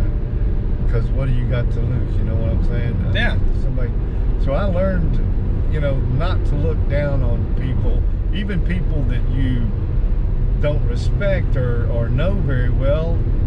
Doesn't mean they don't know something. You know, you don't know everything is what I learned. You know, I don't know everything. You know, even when I think I know what I'm talking about, if somebody comes up and says, hey, this might, you know, help, give it a shot, because you never know when somebody's going to come up with a better idea. Yeah. Things get better every day. Okay, well, that being said, you know, Mom told Callie Callie's about to have 2 newborns, told Callie to bring home the dirty diapers of the newborns to their new dog so that they can get their real scent. No. Are you shitting me? That was so funny. I disagree. I don't want Callie doing that. That's, at the very least, it's not necessary. At the very least. But you just said you never know what you don't know. Yeah, but I didn't say walk around with a shitty diaper either, you know. I didn't say harvest your children's crap and take it to your dog. You know, there'll be plenty of time for that when they get home. Me and you were sitting there, we were like, is this a joke? And my mom, she was like, oh no, I'm being serious. I know she was. And then, okay, God bless. But you saw I was tolerant. I didn't dismiss it immediately. I didn't dismiss it out of hand. I didn't agree with it, but I didn't dismiss it. I didn't treat her like an idiot, but I don't think that's something that I want my daughter doing, you know. I mean, I'll be real, okay? I would probably do it just because... You want to see? No, well, okay, that, yes, that. But there's this thing with these old wives' tales that I've heard about in nursing. Like, if an old nurse that's got like 20, 25 years of experience tells me, hey, or does something that's not necessarily the standard of care, they do something and I go, and it's not contraindicated, it doesn't hurt the patient, and I go, hey, why do you do that? And then if their response to me is, you know, I notice with these kinds of patients in this situation, for some reason, that's usually what they say, for some reason, this works best. Yeah. With that, for some reason, usually with that for some reason, there is some research there, or there's research that needs to be done in that area that's going to show you something surprising. Like there was a lady that that was at U of M when I was in nursing school there, that had that thing. She said, for some reason, I feel good when I go get these electromagnetic foot baths. Okay?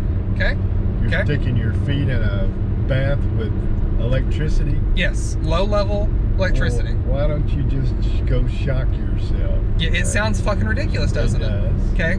Her last name is Purnell. She is now nationally recognized for her cancer research with these stupid fucking electromagnets. Magnets? Electromagnets. It runs a electrical field in the water with your feet in it. They put little salt. I was a part of the medical study. I don't know if I ever told you this. I did a medical study to get a free EKG and blood work.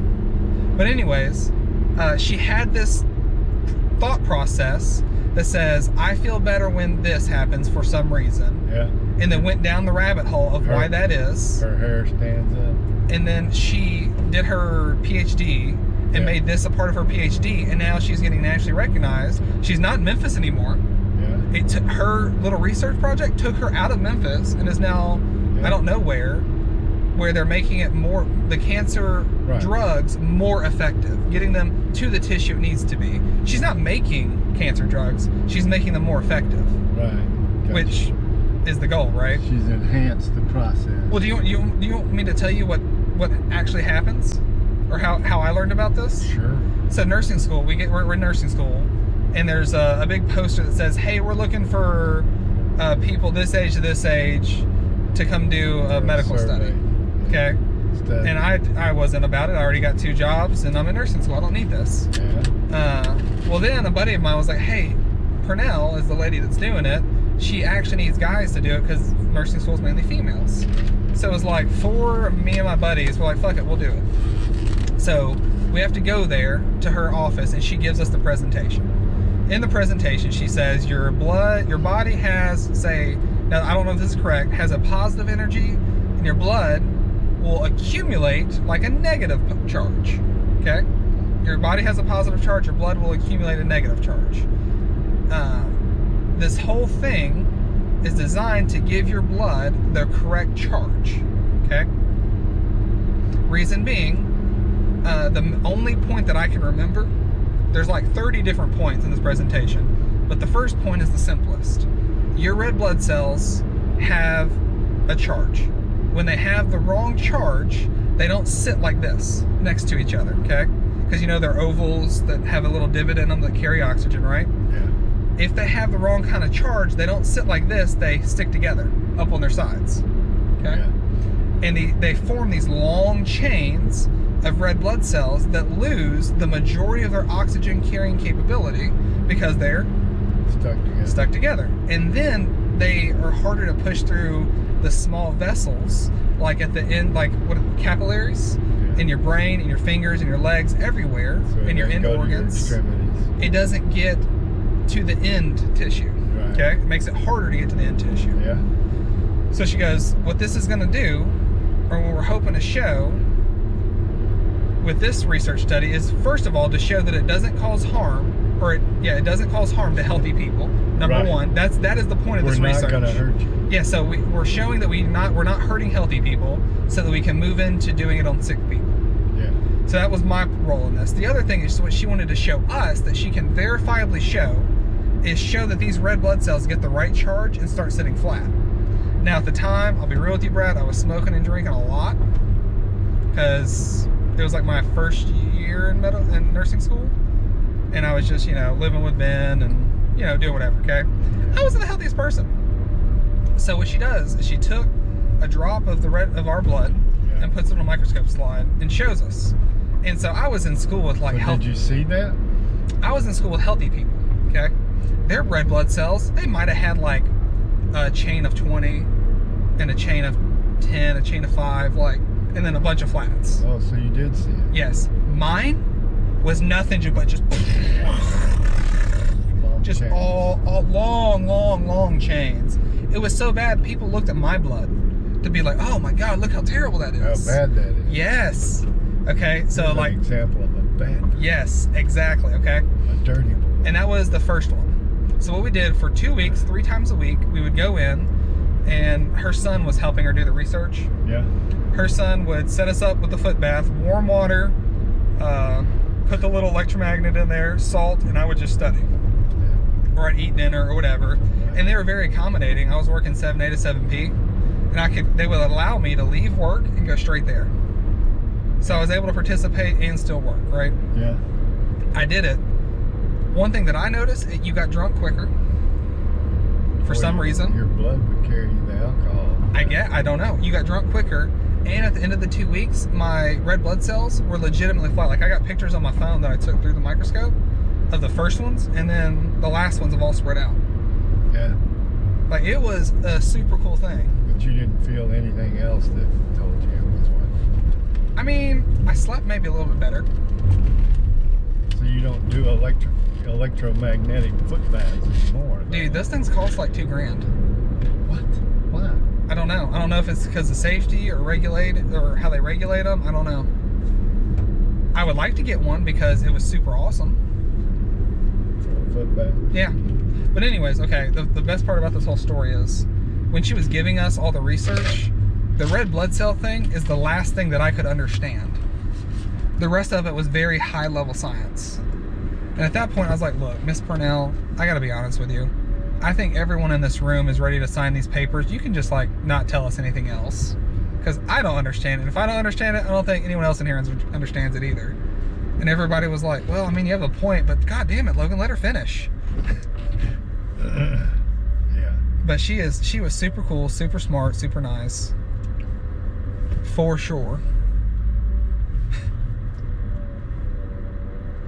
Are you not gonna go? Because I'm about to go.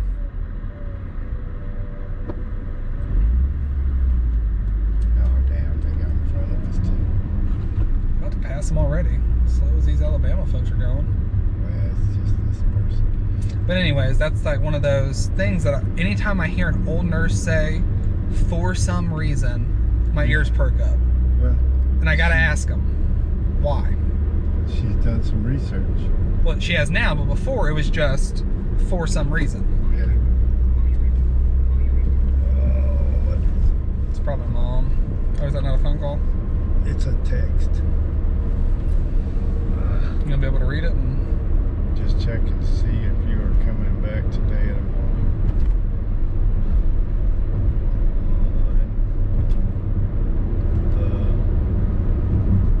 She's already told me.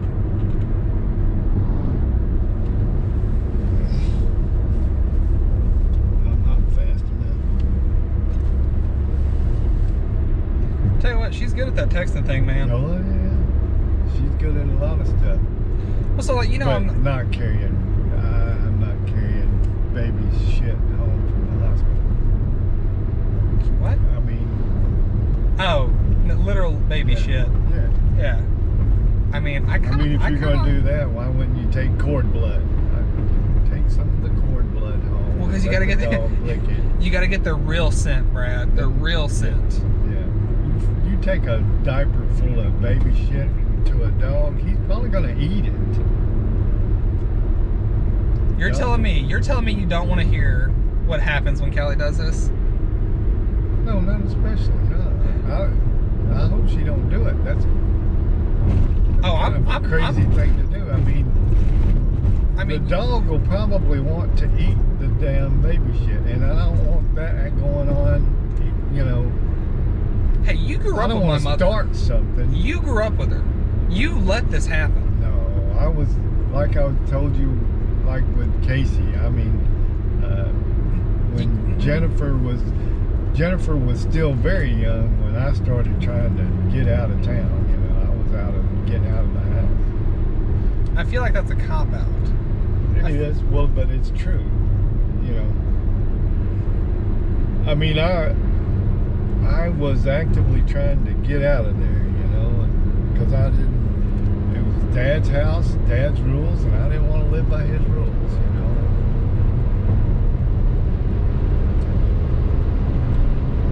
Hell, you won't go fast.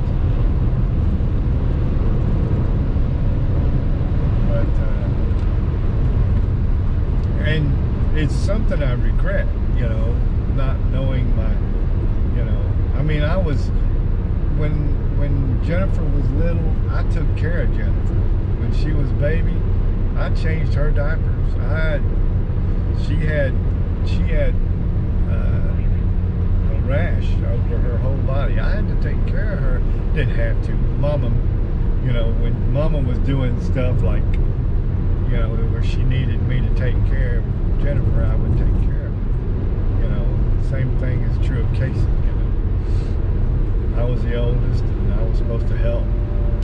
You know, that was always been Mother and Dad's theme. You know, when we would go on vacation, we would go to either Nanny and Papa's or grandmother's, and both places we worked. I cut grass, I pulled weeds, I you know, worked. Tore down this or built up that. We always worked because Mama thought because we were there, we were supposed to earn our keep. Did you mean Nanny? That Yeah, mama? my mama, yeah. Nanny.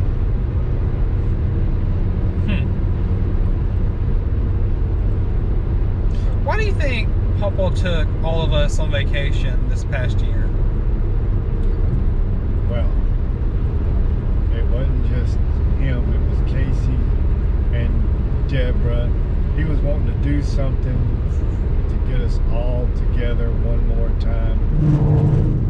He thought it was probably the last opportunity or chance that Deborah would have, you know, and that he would have to be able to go somewhere and do something. And who don't like Disneyland, you know? No, I mean, I had a great time. Yeah. It's just when it came up, I was like, Papa, like, you don't have to spend all this money. for us to do something. We could all just like meet at the beach, like. Well, I would have liked that, you know, but he had memories of that trip to Disneyland. He's been to Disneyland several times, but he liked it, and Deborah liked it. He was wanting to kind of recreate, maybe. Yeah. So I was just curious because that's what I told him. I said, man, you don't have to do all of this. This is a lot. Like, we're just happy to be able to get together, period.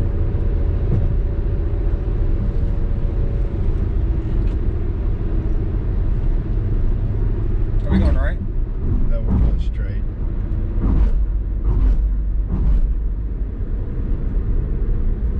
Papa's talking about having food for us when we get there. Well, we'll get there in between lunch and dinner. Yeah, 3:40. That's what Mom said.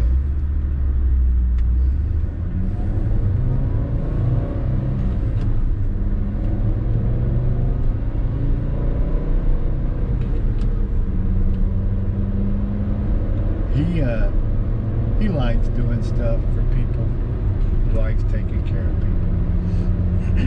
It makes him feel good. I mean, I do too. I just don't want people to go overboard for me. You don't want to feel like you're taking advantage of somebody. I don't want you to do something for me that I wouldn't do for myself. I'm not doing that. But you see what I'm saying? I don't know why people keep hitting on me like this. But you see what I'm saying? Like, I wouldn't have paid to go to Disneyland. I don't expect you to do that for me. Now, let's say you want to do, you, Brad, want to do a trip for us, and you say, all right, we're going to go to Arkansas and go float down the river. Cool. I'm completely okay with that because that's something I would have done for myself. You know? Yeah. It's cheap. It's fun. It's family oriented. Like, I'm cool with all of that. Like, that doesn't like, I'm not gonna say bother me because it didn't bother me that he took us to Disneyland. It just something I would have done for myself. Well, I never would have taken myself to Disneyland. So he took us. He did? Yeah. I mean, just like to DC. Remember when we went to DC? I didn't go to DC. Oh. That was just Jacob and Caleb. You and Casey always go, hey, remember we went to DC? I think you were there? Yeah. I was somewhere. I was either at summer camp. I think I was at summer camp. Well, you missed out on a good time. And that's something else Casey always says. Well, he ain't wrong.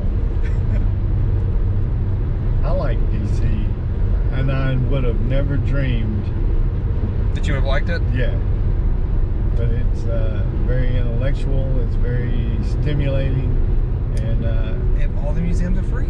Yeah, and you don't get dizzy and sick riding the ride. You just walk a lot. You know, me, Caleb, and Ben went there when we dropped Ben off to go do his. You went to DC? Mm-hmm. I went to DC with Ben a few years ago when we went on our road trip up north. I didn't know that. But me, Caleb, and Ben made a day trip to DC from I think Virginia Beach. It was like a 3-hour drive. Yeah. But we were dropping Ben off to go on his sea kayaking trip. Yeah. And what we did, this was mine and Ben's second time and Caleb's second time to DC. What we did differently is we rented them little scooters. Oh, did you? Oh my gosh. You want to talk about a blast that's like free? Riding them scooters like all around the National Mall. Because we walked the National Mall the first time like you do. Yeah. And then I was like, hey, why don't we ride these scooters? And we had so much freaking fun. We ran the batteries down. I mean, it cost like $10. Yeah. $10. And I was blown away with how much fun I had. But you can't take them in nowhere or nothing like that. All you can do is ride around. But you can ride them down the, like the reflecting pond. You can ride them down that. Yeah. You can catch Abe Lincoln. You can see it all. You have to park them and leave them outside though, right? Yes, you have to park them, and you can't park them in the National Mall. That was another logistical issue. So it's got to be like the last thing you do of the day. Right. Or riding them to it.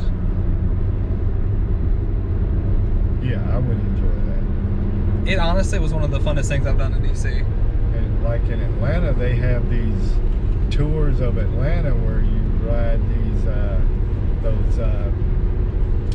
what are they called?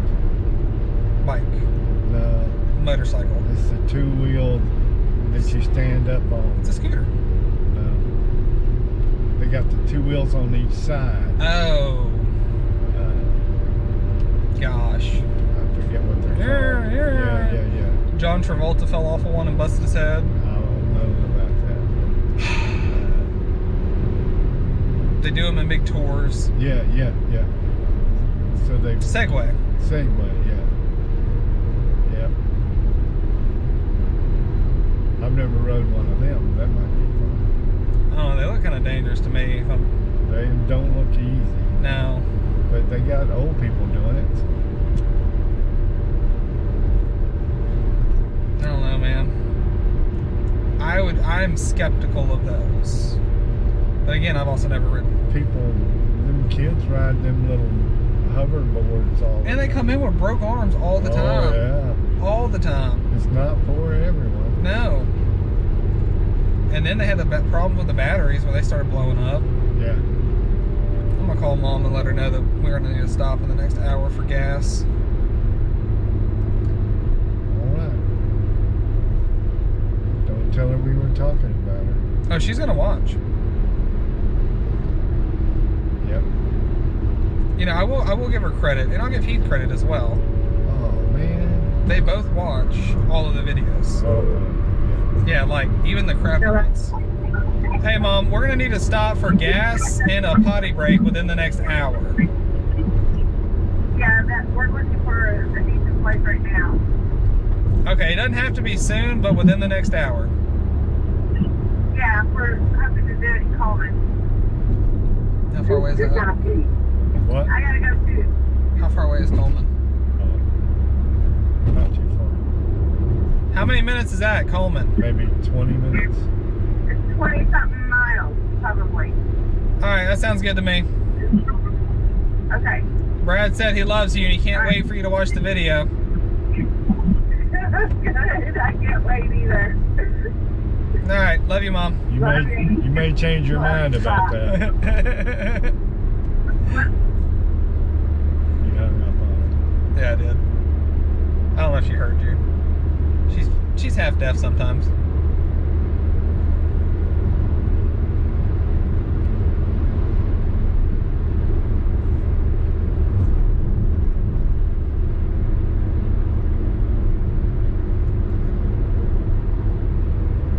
I could live in something like that. Is that the shop house? Yeah. Me and Christopher talk about it all the time. In the shop house? You know, getting a building, put on a slab, and then just framing the inside of it the way you want. Leave half of it out like a garage. They definitely. When I was young, I used to live in it was like a industrial building. There was a bunch of rental space, you know. Every one of them had a big roll-up back door and a warehouse space in the back and front office space in the front. And then on top of the office space, there was a floored space, you know, that was like it was just open, no framing. Was this at a business? Yeah, it was our boss's office, and a couple of us didn't have a place to live, so we started staying up there, and we'd sleep on 11 miles to Coleman. We'd sleep in, you know, pallets and sleeping bags, but on days and evenings, you know, we'd throw the ball around, throw frisbees, play You said cards. twice you slept on pallets. Are you talking about like legitimate wood pallets? No, a pallet is like several blankets. Okay, just You know. some like cowboy camping. Yeah. Okay. That's what my mama always called it. Well, that's what I thought you were talking about, but you said it the first time when you were living, that first place you lived in. You said I lived on a pallet in the living room, and I'm like, okay, I think you're just talking about a pile of blankets and pillows. Yeah. Okay, and then you just said a pallet in a warehouse. Yeah. Okay. Well, to sleep on. Which, I mean, I've slept on much worse. Like, sometimes I'm kind of embarrassed about the places I've stayed. Well, me too. But after a while, I got a pride about me where I don't give a shit, you know, what you think of me. I did what I did, and I've done what I've done. I've been where I've been. If you don't like it, that's your problem. You know. Good way to be about it. It's prideful, but sometimes that helps you keep going.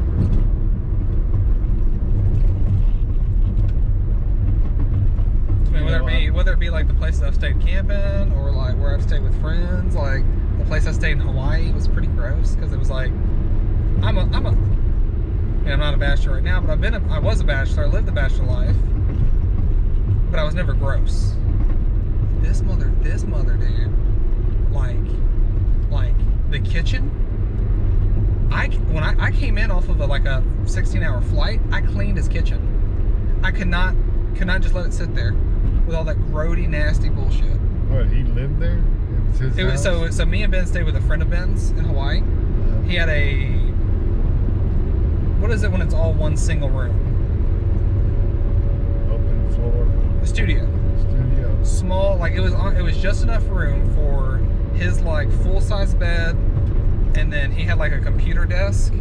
There was just enough room for me and Ben to lay out in the floor, and then had the kitchen in the bathroom. Yeah. This dude had a cat and didn't clean up well, and then the kitchen was dirty. First thing I came in, I cleaned the kitchen. The second day, I cleaned up all the cat stuff. Yeah. I was like, I can't. Right. It's like me talking about that is embarrassing to me because I slept there for a week. Yeah. Sometimes you know, a place like that cat could have had fleas, ticks. Yeah. Could have come out of there with something that reminded you of that trip for a while. Hey, did you know Ben got bed bugs? Huh? Did you know Ben got bed bugs one time? So, he was a tree climber for 3 years. Yeah. And a foreman, and was pretty high up there. Yeah. Okay? Quite literally. But when they went and traveled to East Tennessee to do the big contracts, they would put them up for free. Yeah. Right? They paid for travel, sleeping, and then gave them a per diem for food. Right.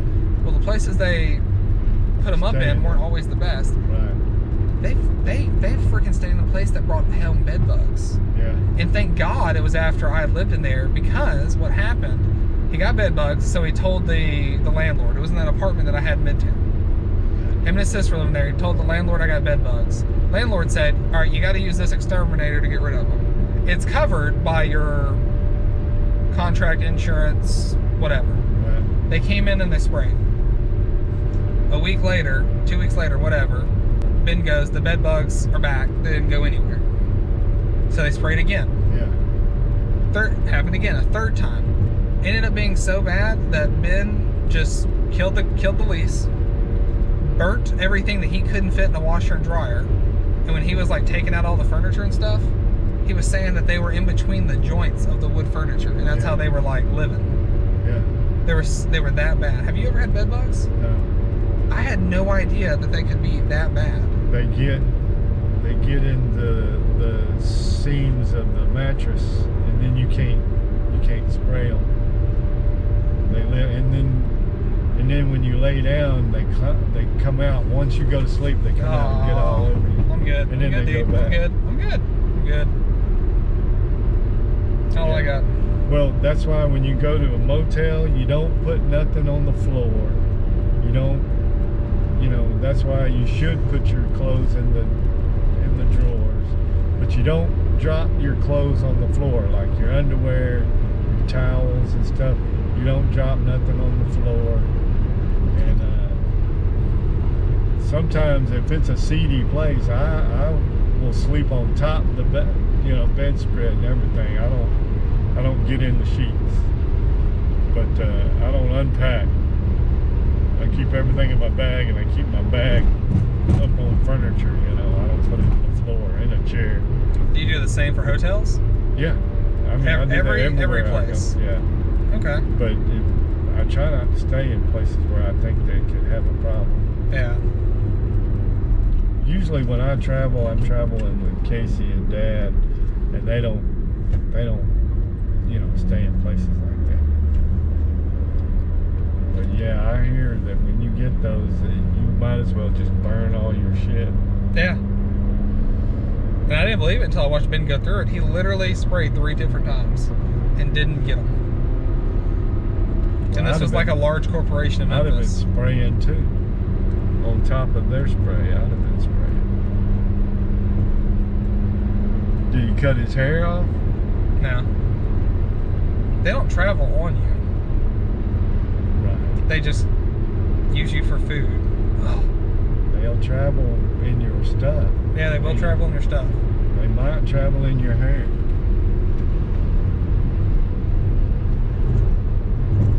Which, I mean, he's really proud of that hair, though. Yeah, gotta be proud of something. We'll be making a right eventually, not anytime soon. Okay.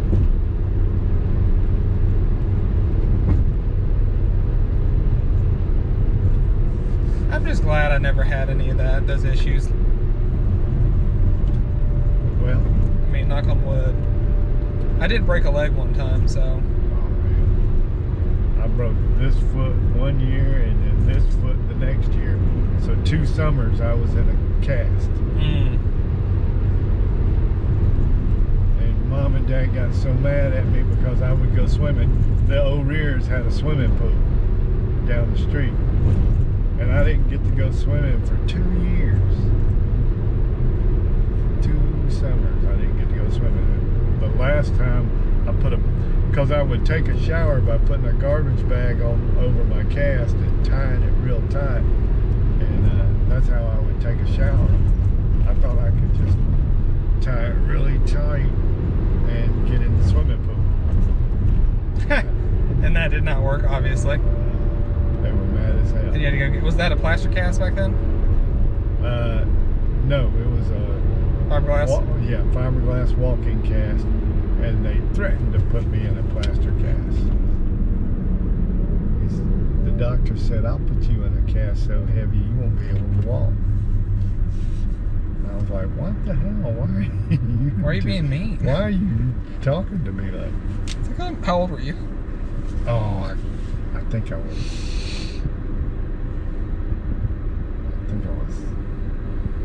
14, 13, something like that. I had the motorcycle. That's how I broke my foot. I broke Both it. times or the one? No, both times it was The motorcycle? Yeah. I would be a little Two peeved different too. motorcycles, but Still a 2-wheeled incident. yeah. Whoop-de-doos. I would get on them whoop-de-doos and the back end would pop up. I would get my foot caught in the spokes every time. That sounds like a child with special needs would do that. I don't know how it happened. My foot just keeps getting caught in the spokes. It wasn't hard. It happened. The first time I did it, I went like 3 days. We were camping. I was camping with the Landises, and I did it, and I'm pretty sure it broken. They happened to have crutches there, and so I didn't take my shoe off 3 days. And but Your tennis shoe? Yeah, but it was blew up. It was blown up like a. When I did get to the home, I was on crutches. I'd been on crutches for 2 days, and it was swole up as big as a. My foot was as big as a damn, cantaloupe. It was. And my mama was so mad. She was mad as hell. They took me to the emergency room. Oh yeah, his foot's broken. She's like, why didn't you come home? Well, I didn't want to ruin their vacation, They gave me crutches. Yeah, that was good enough, wasn't it? Yeah. It was my fault. I wrecked the motorcycle. It was their motorcycle I wrecked. An Elsinore 250.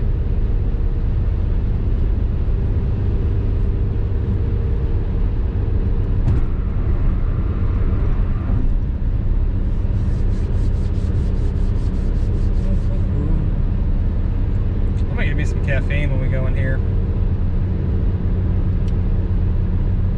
Yeah. This is all right. This is it right here. Yeah.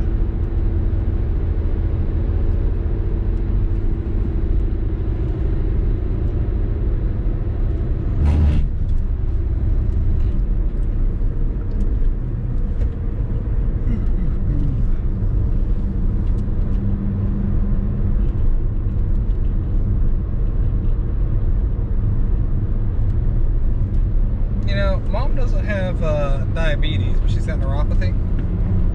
Does she? Yeah. I don't know if it's diagnosed, but she definitely has neuropathy. She has so little feeling in the bottom of her feet. That's how she started this whole burning her feet thing. Oh, She's lucky she doesn't have diabetes, or else she would have lost both of those freaking feet by now. it happens. It does, and I'll tell you, Fast and easy. man, it's what makes me mad. Okay, is she hurt her feet. The current injury she has now is not the first injury she had like this. Okay, Yeah. the first injury she had like this happened like 2-3 years ago. Yeah. And when it happened, I told her, I said, Mom, you're gonna have to treat yourself like you have diabetes. Okay? She was like, what does that mean? I said, that means you don't get to cut your toenails like you usually do. You cut them straight across. Probably should honestly go to a podiatrist every month or two to let them do that crap, to be honest with you. Because you can't feel them. The second thing is, you don't get to put your feet in hot water. You don't get to soak your feet. And what's really gonna suck is every night you need to look at the bottom of your feet. I don't know how that is. Oh, well, it's probably a built like. So I told her, I said, Mom, look at your feet every night. And she goes, oh, I can't because, I can't like get down there. I said, it's simple. You're talking to the person that has to do this education. What you do is you get one of them little handheld mirrors and you put it underneath the edge of your bed. Every morning or every night, you slide that puppy out with your foot, you hold your foot over the mirror, and you look at the bottom of your foot. Every single night. This is Diabetic Care 101. You have to look at your feet. Well, that must have been counted. Oh, yeah. Want me to pause this? Hello? Okay. Hey. The what?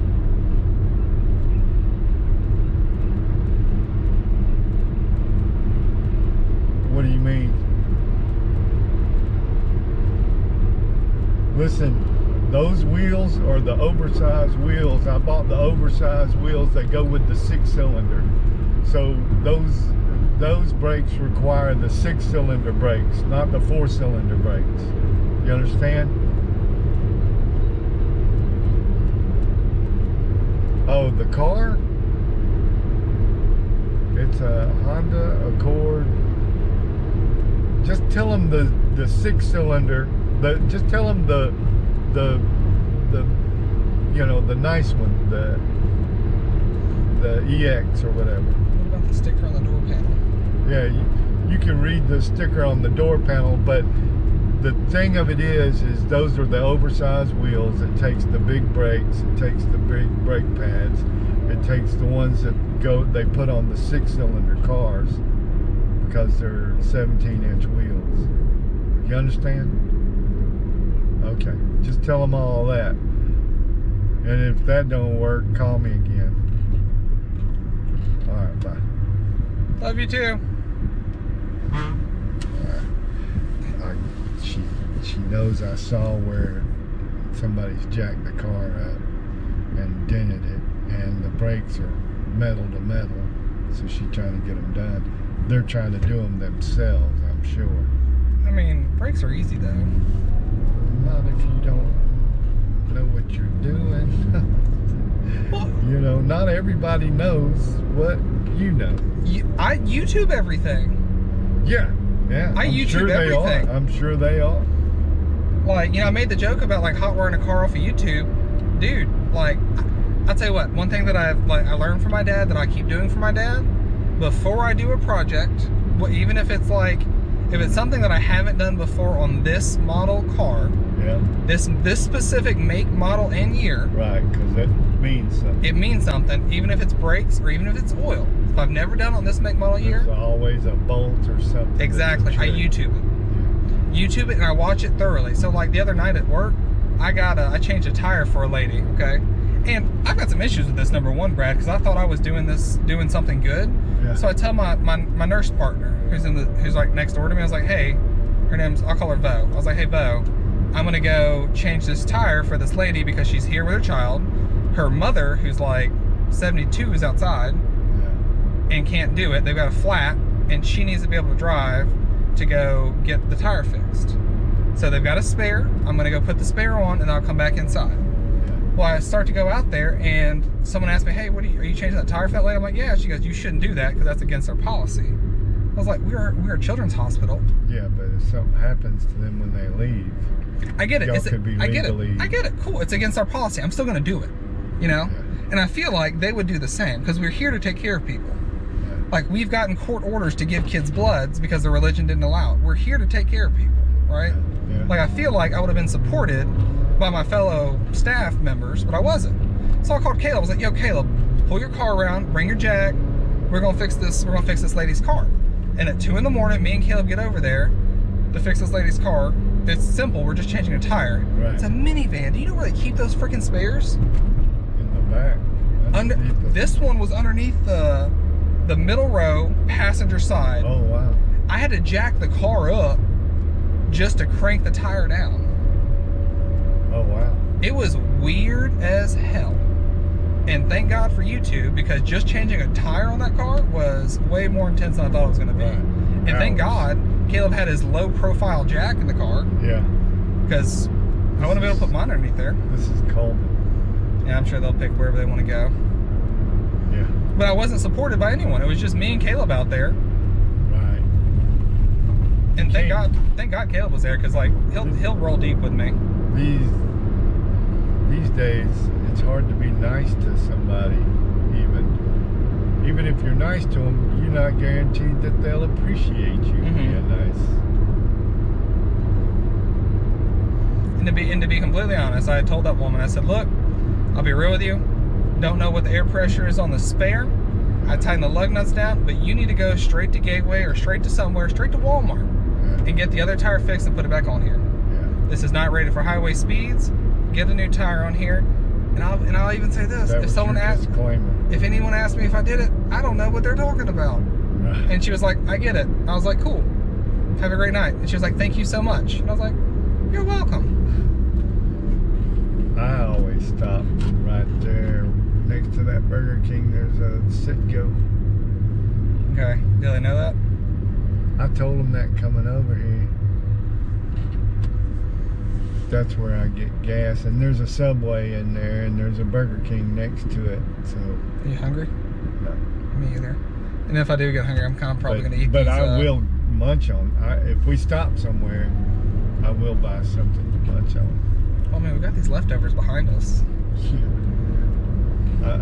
I'll eat that when I get to the house, and I can put it in the microwave. I hope they're good and cold right now. Yeah, they remembered.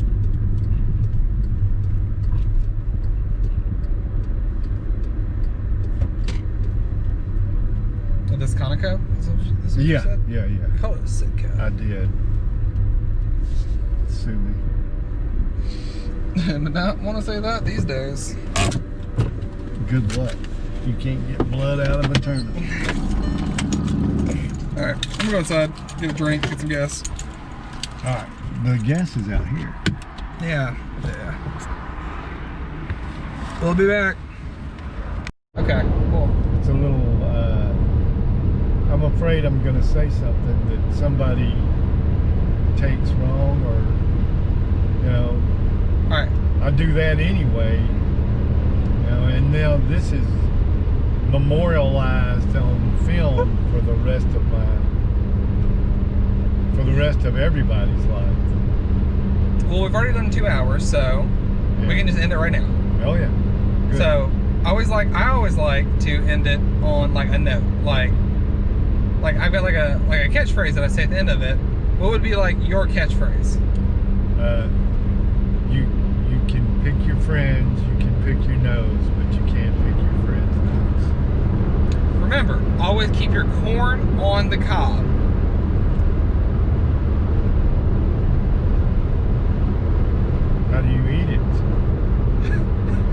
wouldn't you like to know?